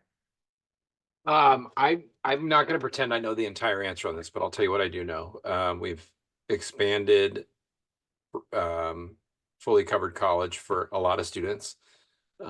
We've done a lot to get students credits before they get to college, whether it's through college in the high school, Running Start. Those things are hugely important because it is at a much lower cost per credit than other ways. We've got a lot. So I live in the Yakima Valley. We've got CTE, we have college in the high school, we have IB, we have a variety of choices. As a matter of fact, I was talking to some students, and they tend to, depending on the program, tend to pick their high school locally. So we're fortunate enough to have that. That's one area. One of the things we do is listen to our businesses to find out what is coming down the pipe, so that way we can provide apprenticeships and provide other pathways to get them in there. There's more we can do, absolutely. One thing that I've talked about doing is helping provide B&O tax credits for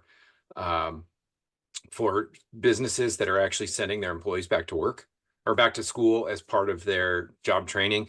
We're seeing a huge shift, and I don't know if this is factored in that 700,000 plus jobs.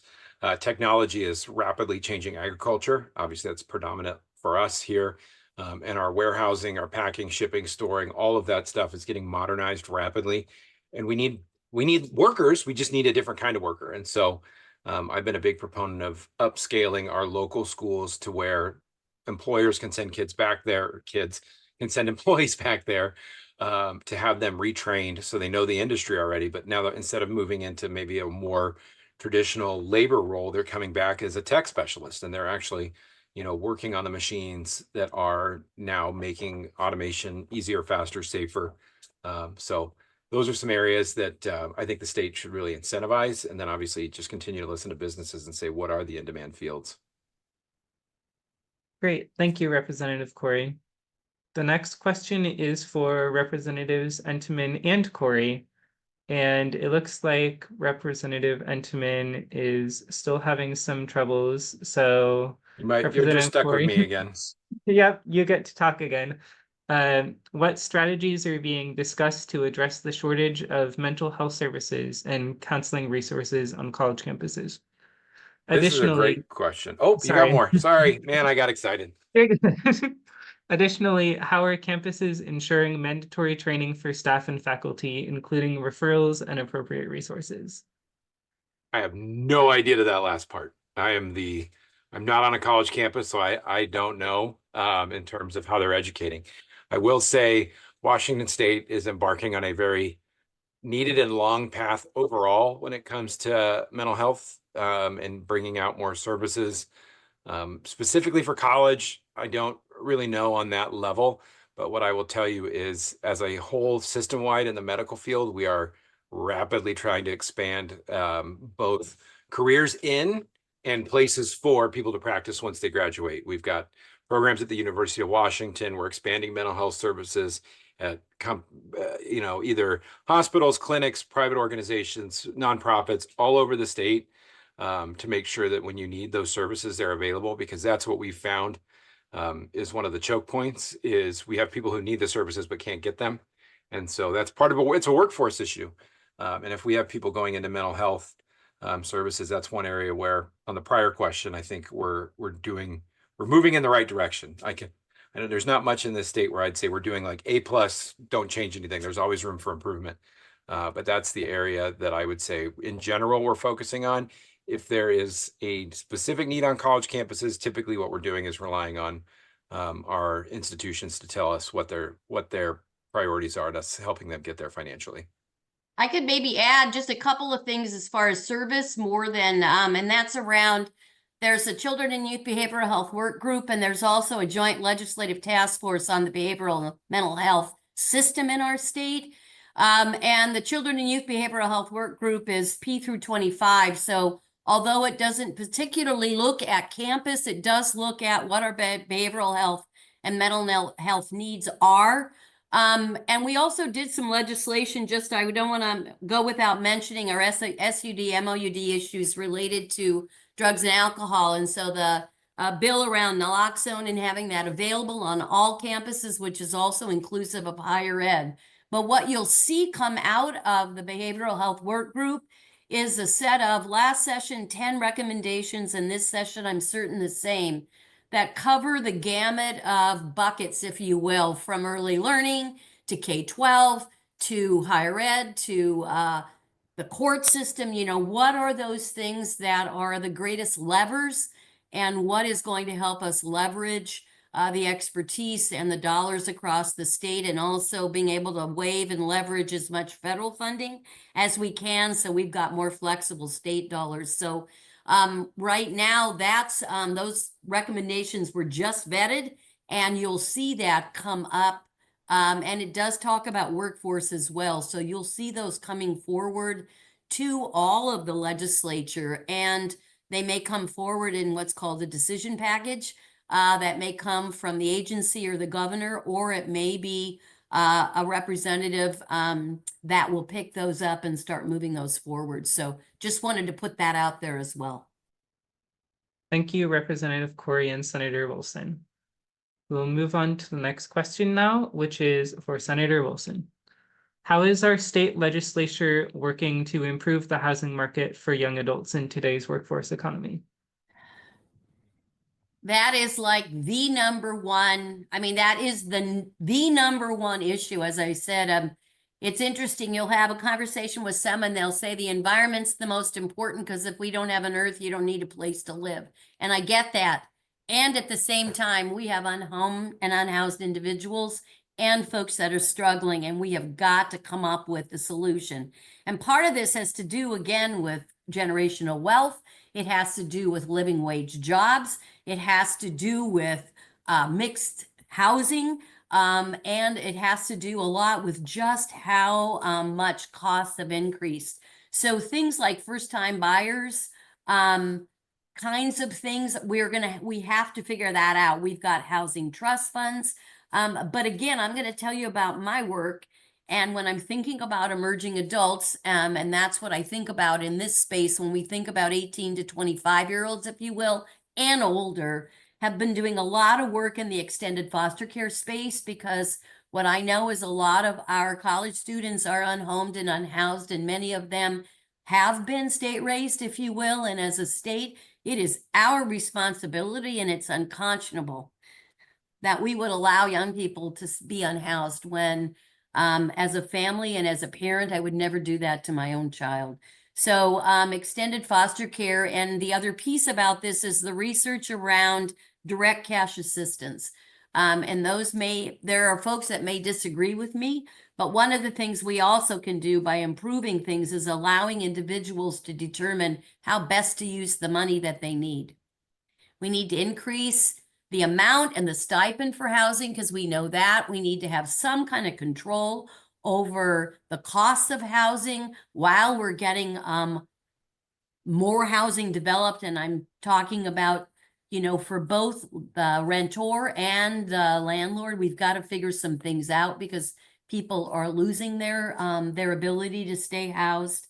There's not one thing we don't need to work on. And I don't think there's one committee as we think about transit related development, as we think about, you know, where and how people get from one place to the other.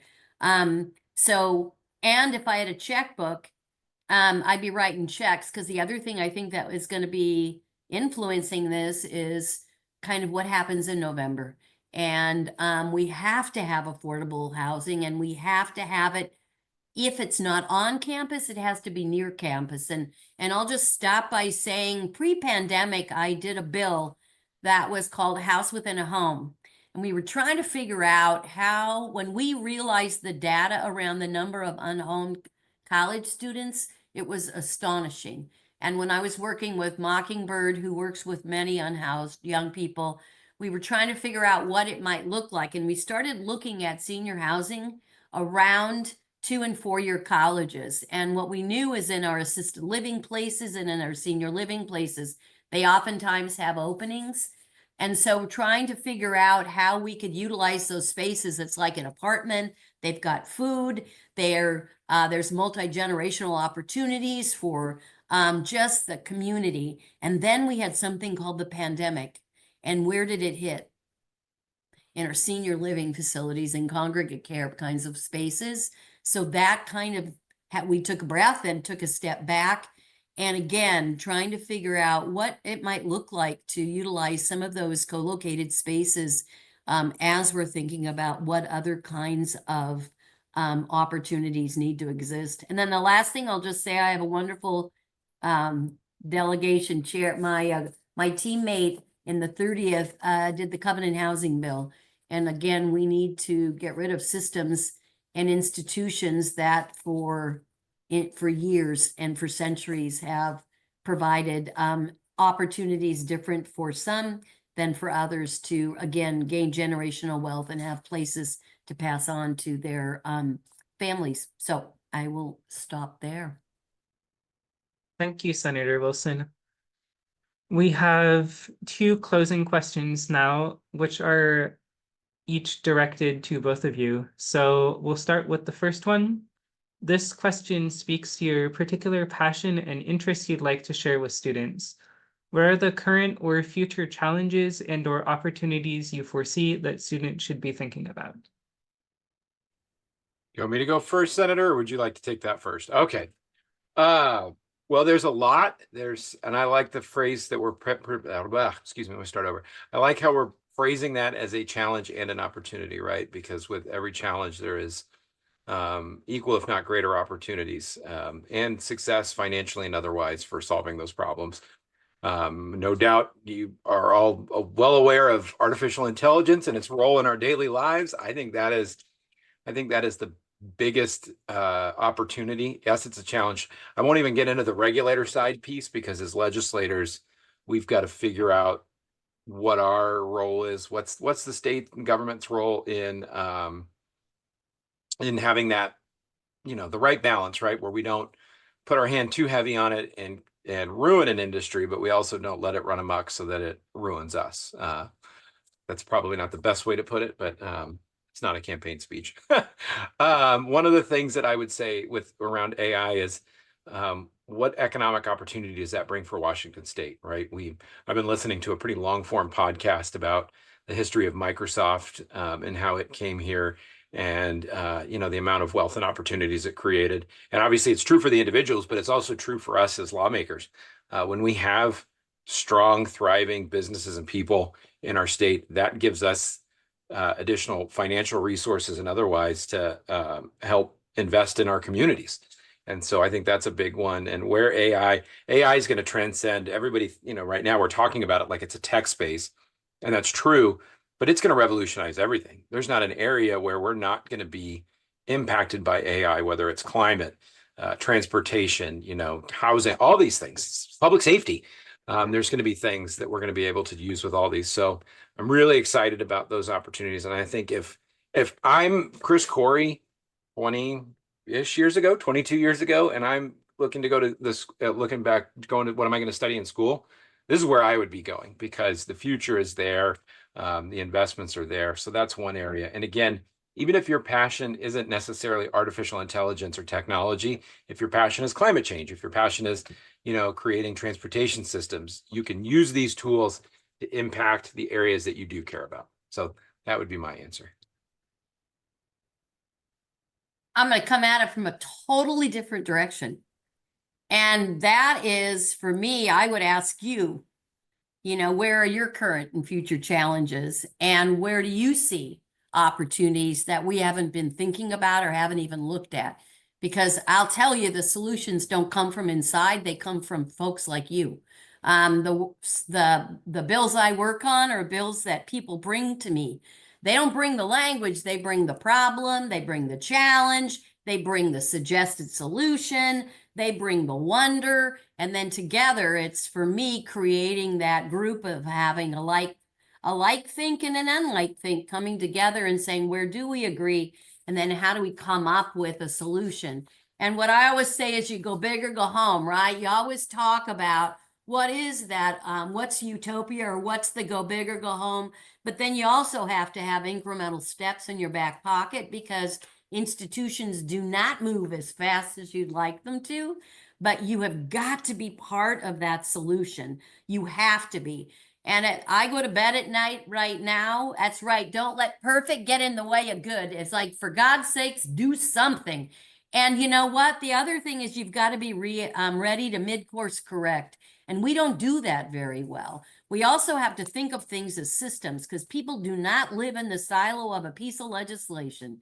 And the words on paper are only words on paper. So my passion and purpose is making sure that we don't just write it down, but that we're actually implementing and it's actually making the changes that we thought and we think that it should be making. But the challenge is, how do you keep all those balls in the air, right? And how do we keep forward momentum when we have legislative changes every 2 years? And this year we're going to have a huge change with from the executive branch all the way down. And so part of that is a challenge, but it's an awesome opportunity at the same time, and trying to kind of find that balance. I go to bed at night worried about our juvenile justice system. I worry about young people who have never had an opportunity for activity, for leadership, for youth development.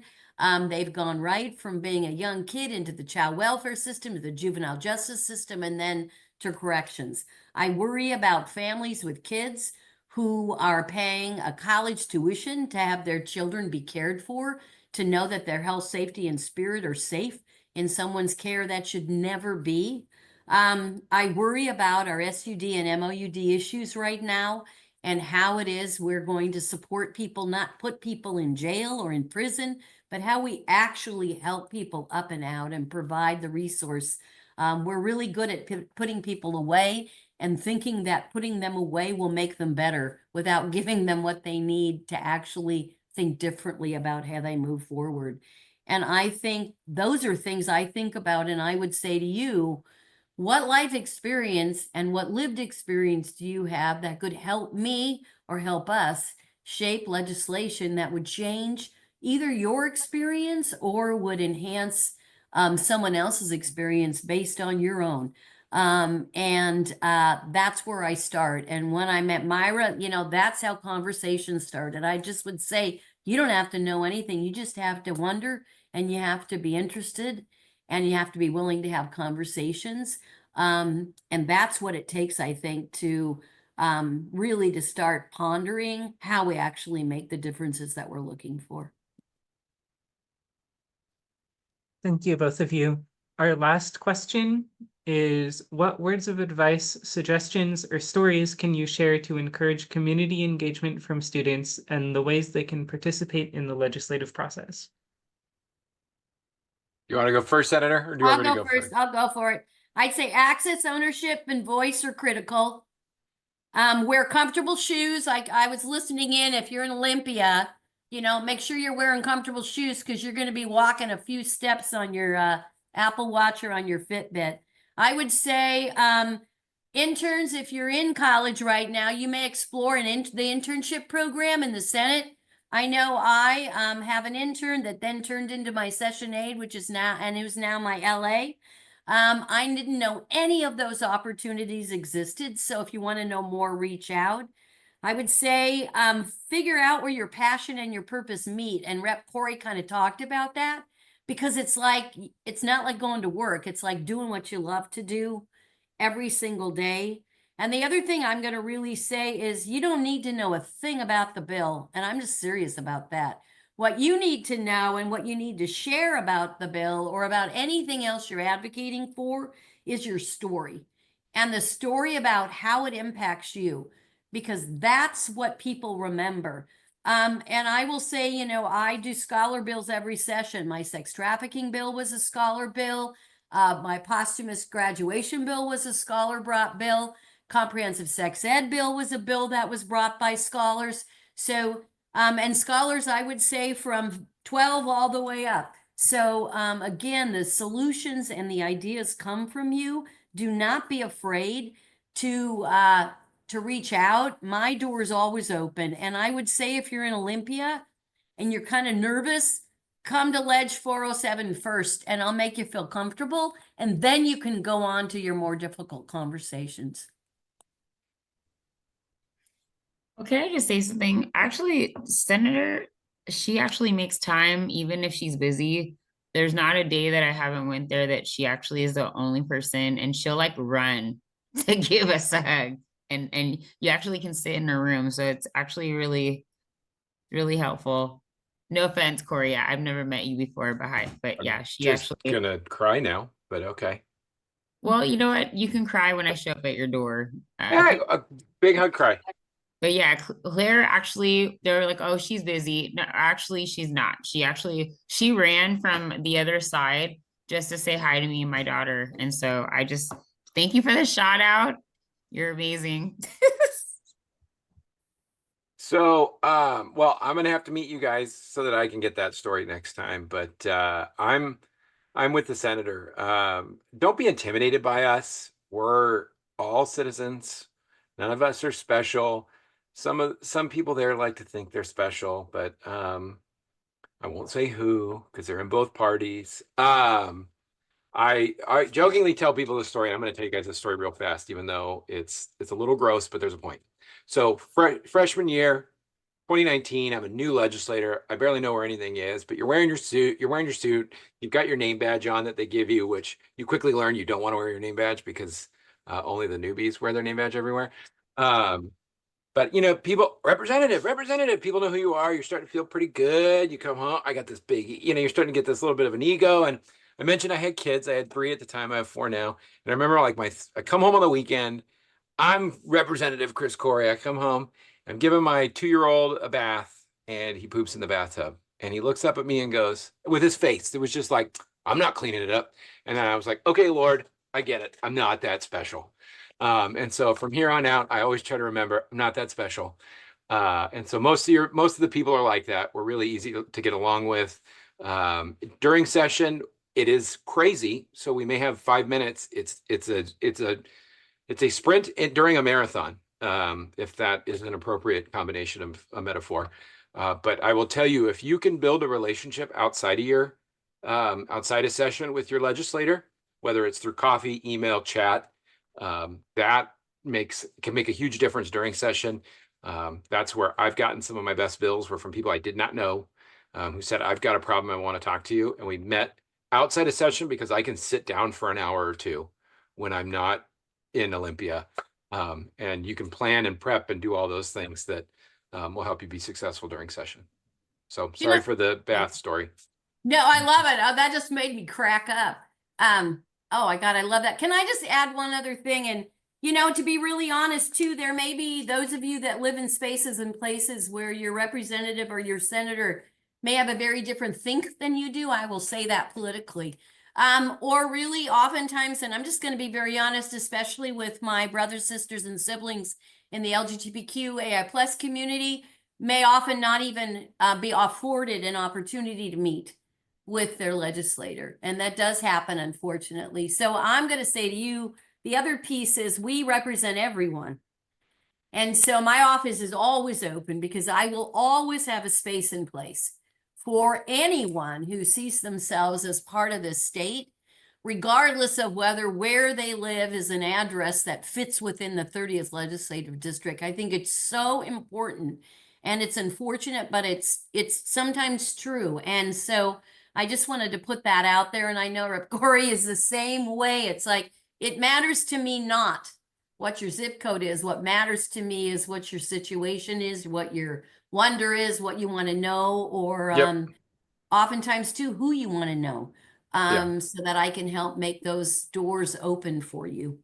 And I always tell people I don't ask your political party. I don't really care. We don't have to agree on everything. I tell people very seriously, I don't often agree with myself. There's times where I'm like, I don't know if you're right about that. So never go into it expecting to find your like political like persona in Olympia, because they're gonna be different. But I can almost guarantee you can find something in common and figure out a way to work together on almost anything. Great. Thank you to both of you. We've got about 6 or 7 minutes left. So if anyone watching has any questions that they want to stick in the chat, or if you want to use the raise your hand reaction, we can call on you and hopefully get your questions answered. Can I just say, if Bo's on still, that Senator Benke's my ranking member, so I'm loving the fact that you mentioned him, and I thought of him immediately when you talked about your current role and what you were afforded and how he helped you do that. So I just wanted to do a shout out to Senator Benke on the east side. He's a good guy. He's just down the road from me. He and I were actually roommates our first term. So That's That's awesome. awesome. so That's if awesome. you Thank need you. if you need materials to use against him, I actually have none because we were Yeah, really no, and boring. Rep. Corey, I don't know if you were on, but Bo has got had Rep. Benke and graduated, and now is doing this amazing profession and using this professional world. So we talked about Senator Awesome. Benke, and I needed to make sure you knew that I heard that. Thank you. Means a lot.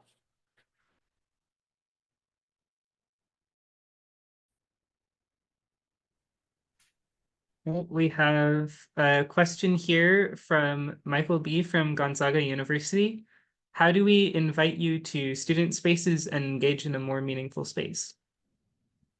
You would email claire.wilson@ledge.wa.gov, and it would go to my email box, and my LA would circle back and say, what are you thinking, and when might you want to do it, and what might you want to chat about? And then we would set that up. As Rep. Corey said, it's awesome, and I do it all the time during the interim. Session starts in January. It gets way more difficult, and everything is in 15-minute segments during sessions. So, but I'm available all the time, and would be happy to put my email in the chat. Yeah, and somebody just linked to the member roster. So on perfect. ledge.wa.gov, which is same offer for me. I have lots of just random stories that I love sharing. Great. We also have a question from Vincent, our own North coordinator. Hi, first, thank you for coming and speaking with us. And this is a question coming from me, Vincent, not the position, not any of that. Like, this is 100% a personal issue that I've become aware of. And so, as I'm sure you're aware, there was the budget shortfall for community and technical colleges, and the what was it, OFM mistake.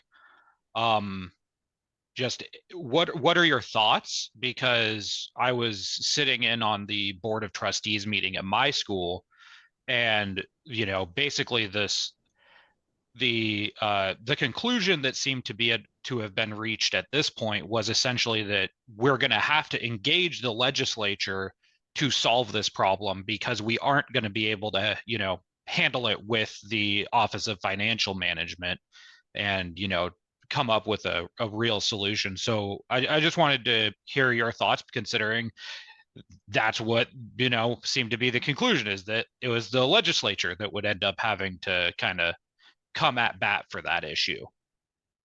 Well, I want to thank OFM for dropping this on our laps. I say that as the guy that sits on appropriations. We planned for it. That's what we expected to do, and the fact that it wasn't done means that in my opinion, we need to make it right. So that's the simple fix. Our community colleges are working on shoestring budgets as is. I'm not gonna allow them to take another hit like that, especially given the amount of students they serve across a variety of areas in our state. I can't speak for the Senate, but I would say ditto, especially if it's a mistake. And sometimes that happens and people freak, and we can't do anything actually though until we're in session, correct, Rep. Corey? So some of it is like, oh my God, will you do something? I'm like, we can't. So it's there. And it may be on the docket to early action or something, but you don't really know that until we actually get there. So, and Rep. Corey knows way more about that than I do. So yeah, we won't be able to do anything in the short term, but we should be ready. And I've talked to my chair about what we can do to get it done right away when we get there. Great, thank you. We have a question from Caleb.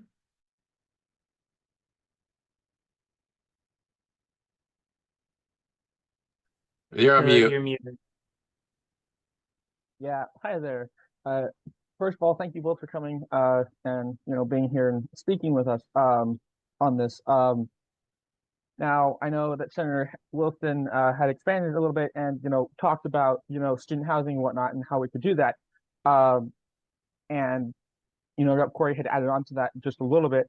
But I would like to address the issue with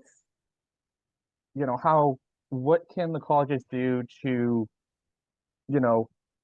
allow or provide the information for students, providing the information for how we can work together to work with the college and make this happen, but also how can we make it accessible to student campuses?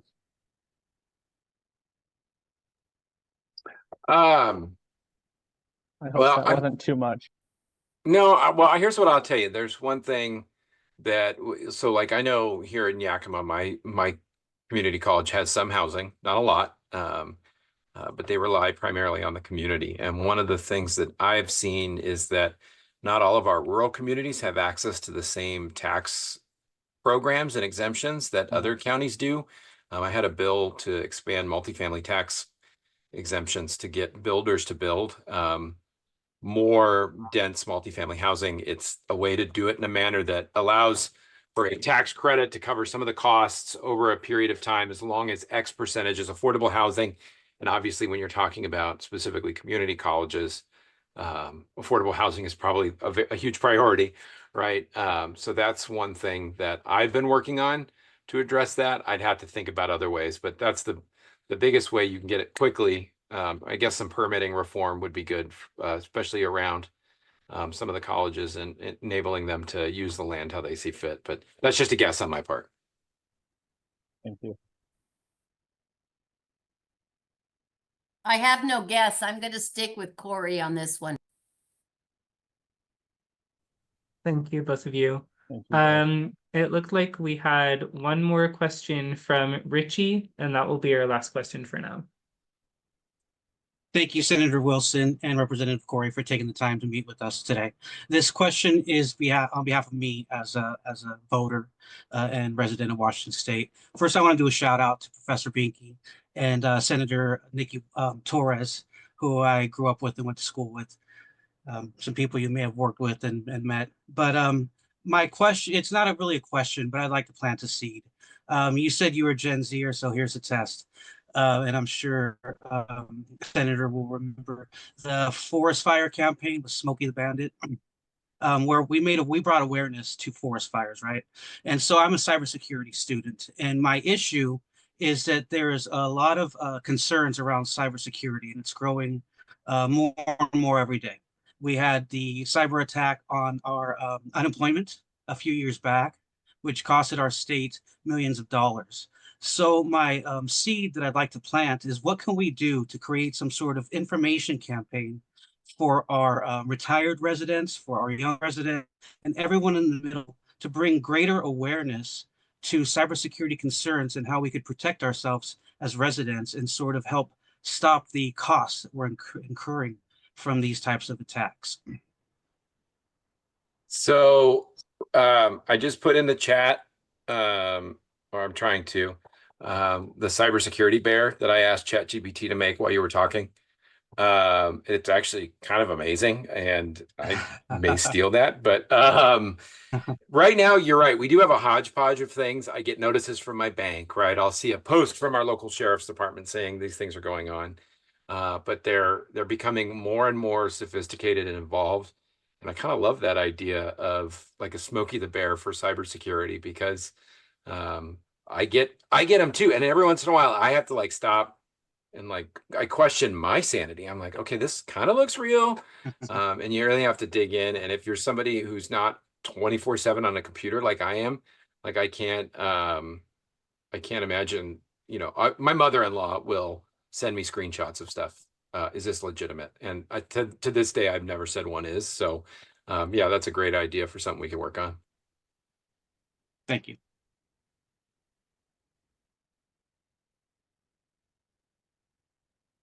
Senator Wilson, do you have anything to add for that question? No, but it just brings up a wonder for me, and that's I sit in K-12.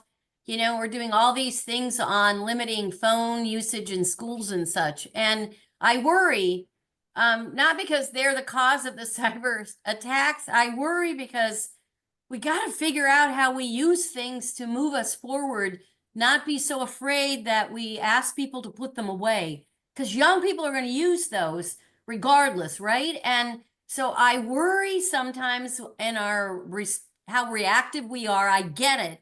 I so get it. And Richie, I know nothing about cybersecurity other than, Highline was shut down, and that's my neighboring district, for 3 days at the beginning of school because of their concern about the loss of, they had no ability for their security systems because they had been attacked. And so, that part is so much above my pay grade. It's one of those things where I know so little about, but I'm willing to do whatever from those who know more than I do and how we have a solution. But I also worry about how are we creating the folks who are going to come up with those answers if we are limiting the brilliance they may have by allowing them to use this in a way that will move us forward, if that makes any sense at all. It does. Thank you very much. I'm going to hear Professor Binky and see what I can do to, bring this forward in some way, shape, or form in the future. Thank you. Okay, we've got the real last question from Bo. Hello, thank you guys for coming today. It's been really inspirational and I appreciate it. I know everybody talks about housing in so many other areas, but one thing that I don't see a lot of questions on is, I know you guys promote to help our education and life goals, same as WASN.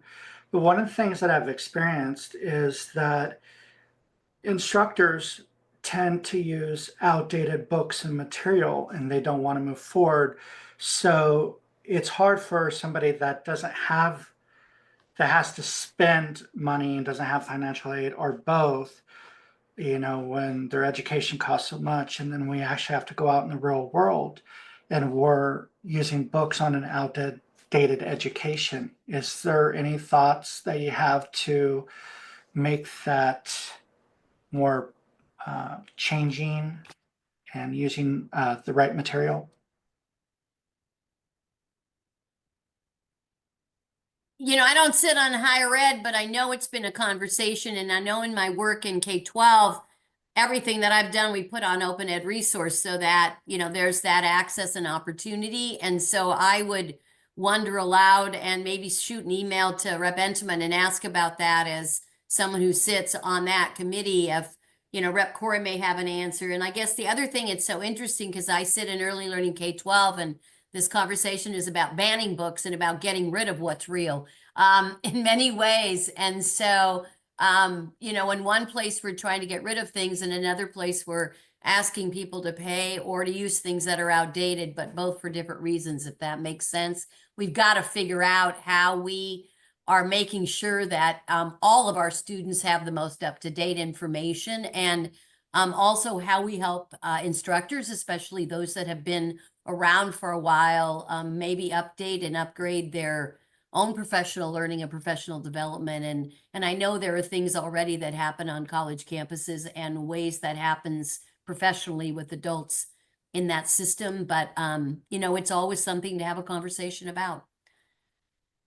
Yeah, I only would add, like, we've got the ability for buying power. We also have the ability with technology to make them easier. Man, I am really struggling today. Easily accessible and readily available for, you know, upgrade as things change, right? Because we talked earlier about AI. I would imagine that curriculum is going to change annually, just with the rapid pace of development. Great. Thank you to both of you, as well as Representative Entman, for being here today. We really appreciate you taking the time to answer these questions and share your thoughts with us. We are going to move on now, but I just want to let everyone know that if you do have any questions that you think of later, you can feel free to email any of the legislators here today. Or if you don't feel comfortable doing that, you can also shoot me an email, or Kayla or Becca, and we can help you with that and try to get your question asked. I will now pass it over to Richie for a final game. Then I'm going to start the game now.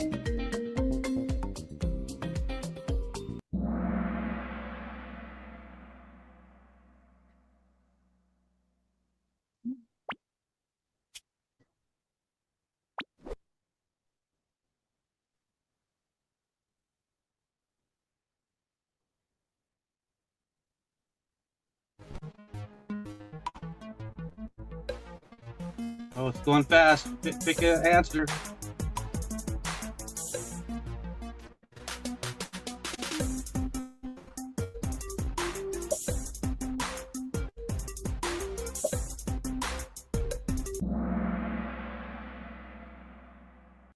Nice job, Bo. Quick tip, I put the answer in the picture too. There might be others like that.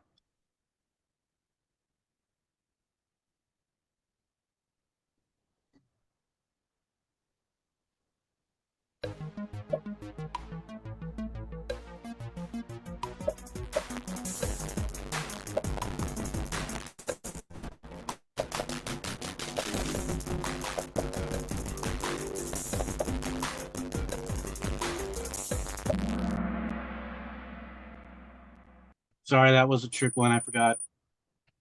Good job, Kate.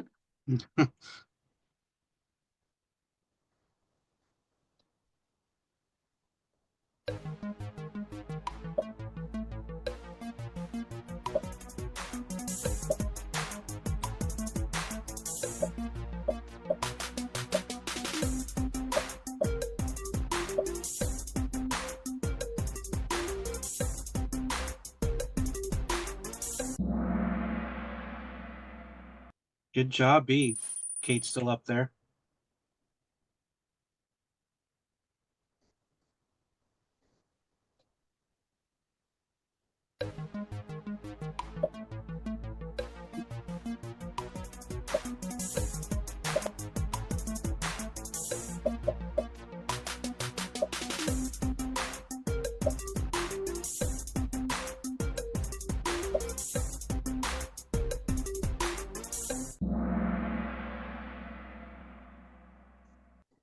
Oh, we had some people move up. Nico's moving up on there. Jane.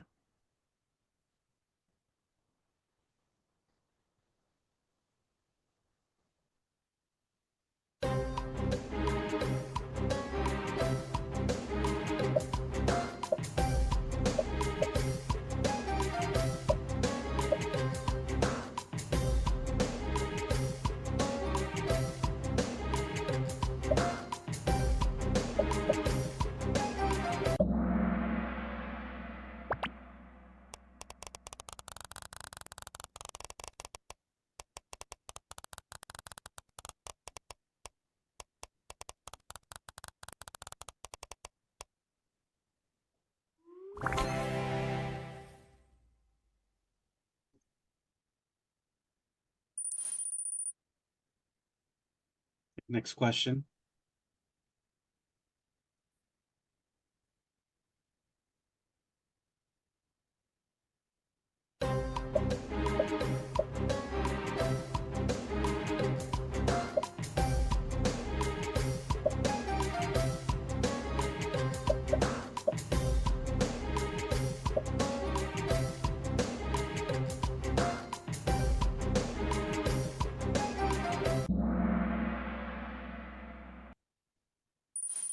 Tom moved up and Legal Beagle.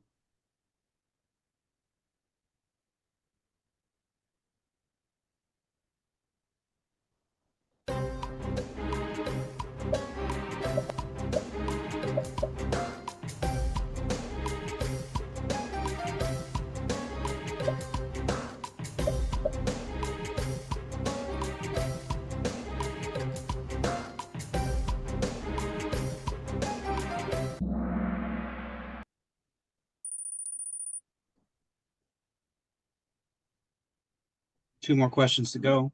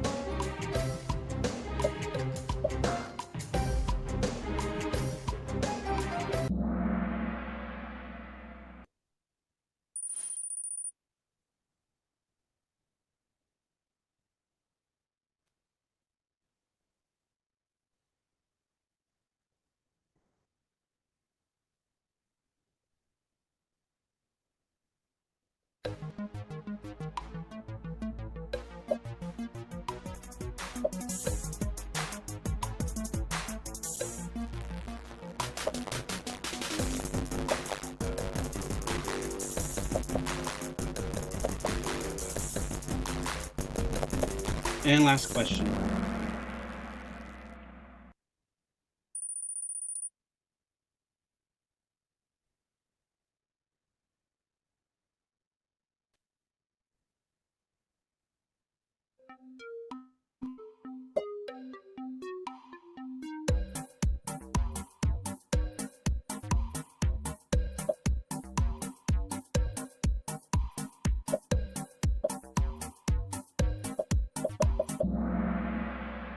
Okay, let's find out the results. Nico, congrats. Tom, way to go. And our first place winner is Legal Beagle. Good job. All right, so as we close today's town hall, I want to extend a huge thank you to all of our speakers, legislators, and of course the alumni, and then everyone that joined us today. We really encourage you guys to stay engaged throughout the year. We have a whole bunch of events planned, and we're very excited to be able to share more opportunities, hopefully in person next time. Stay connected by following our social media or looking out for our newsletters for more events, opportunities to travel to Olympia, and a feedback survey to be entered into winning some prizes. So if you couldn't win today for the games, you have more chances right after this meeting is closed. So moving on to the next slide. Our social media page are listed below here. It's Washington Sen 1 for Instagram and Wasen 1 for Twitter. Thank you guys so much for being here. We'll move on to the final slide. If you still need assistance, you can check out this page here. You can contact Caleb, Becca, Susie, or message us on Instagram or Twitter. And then here you can scan the QR code to be entered to win a $15 gift card. If you can, like I mentioned before, win at the games today, then you can still have a chance to win something and test your luck. That pretty much wraps up our event today. Thank you all for being here again, and thank you for everyone that made this possible, and thank you to my team for being here and also being very good spirits. All right, thank you all.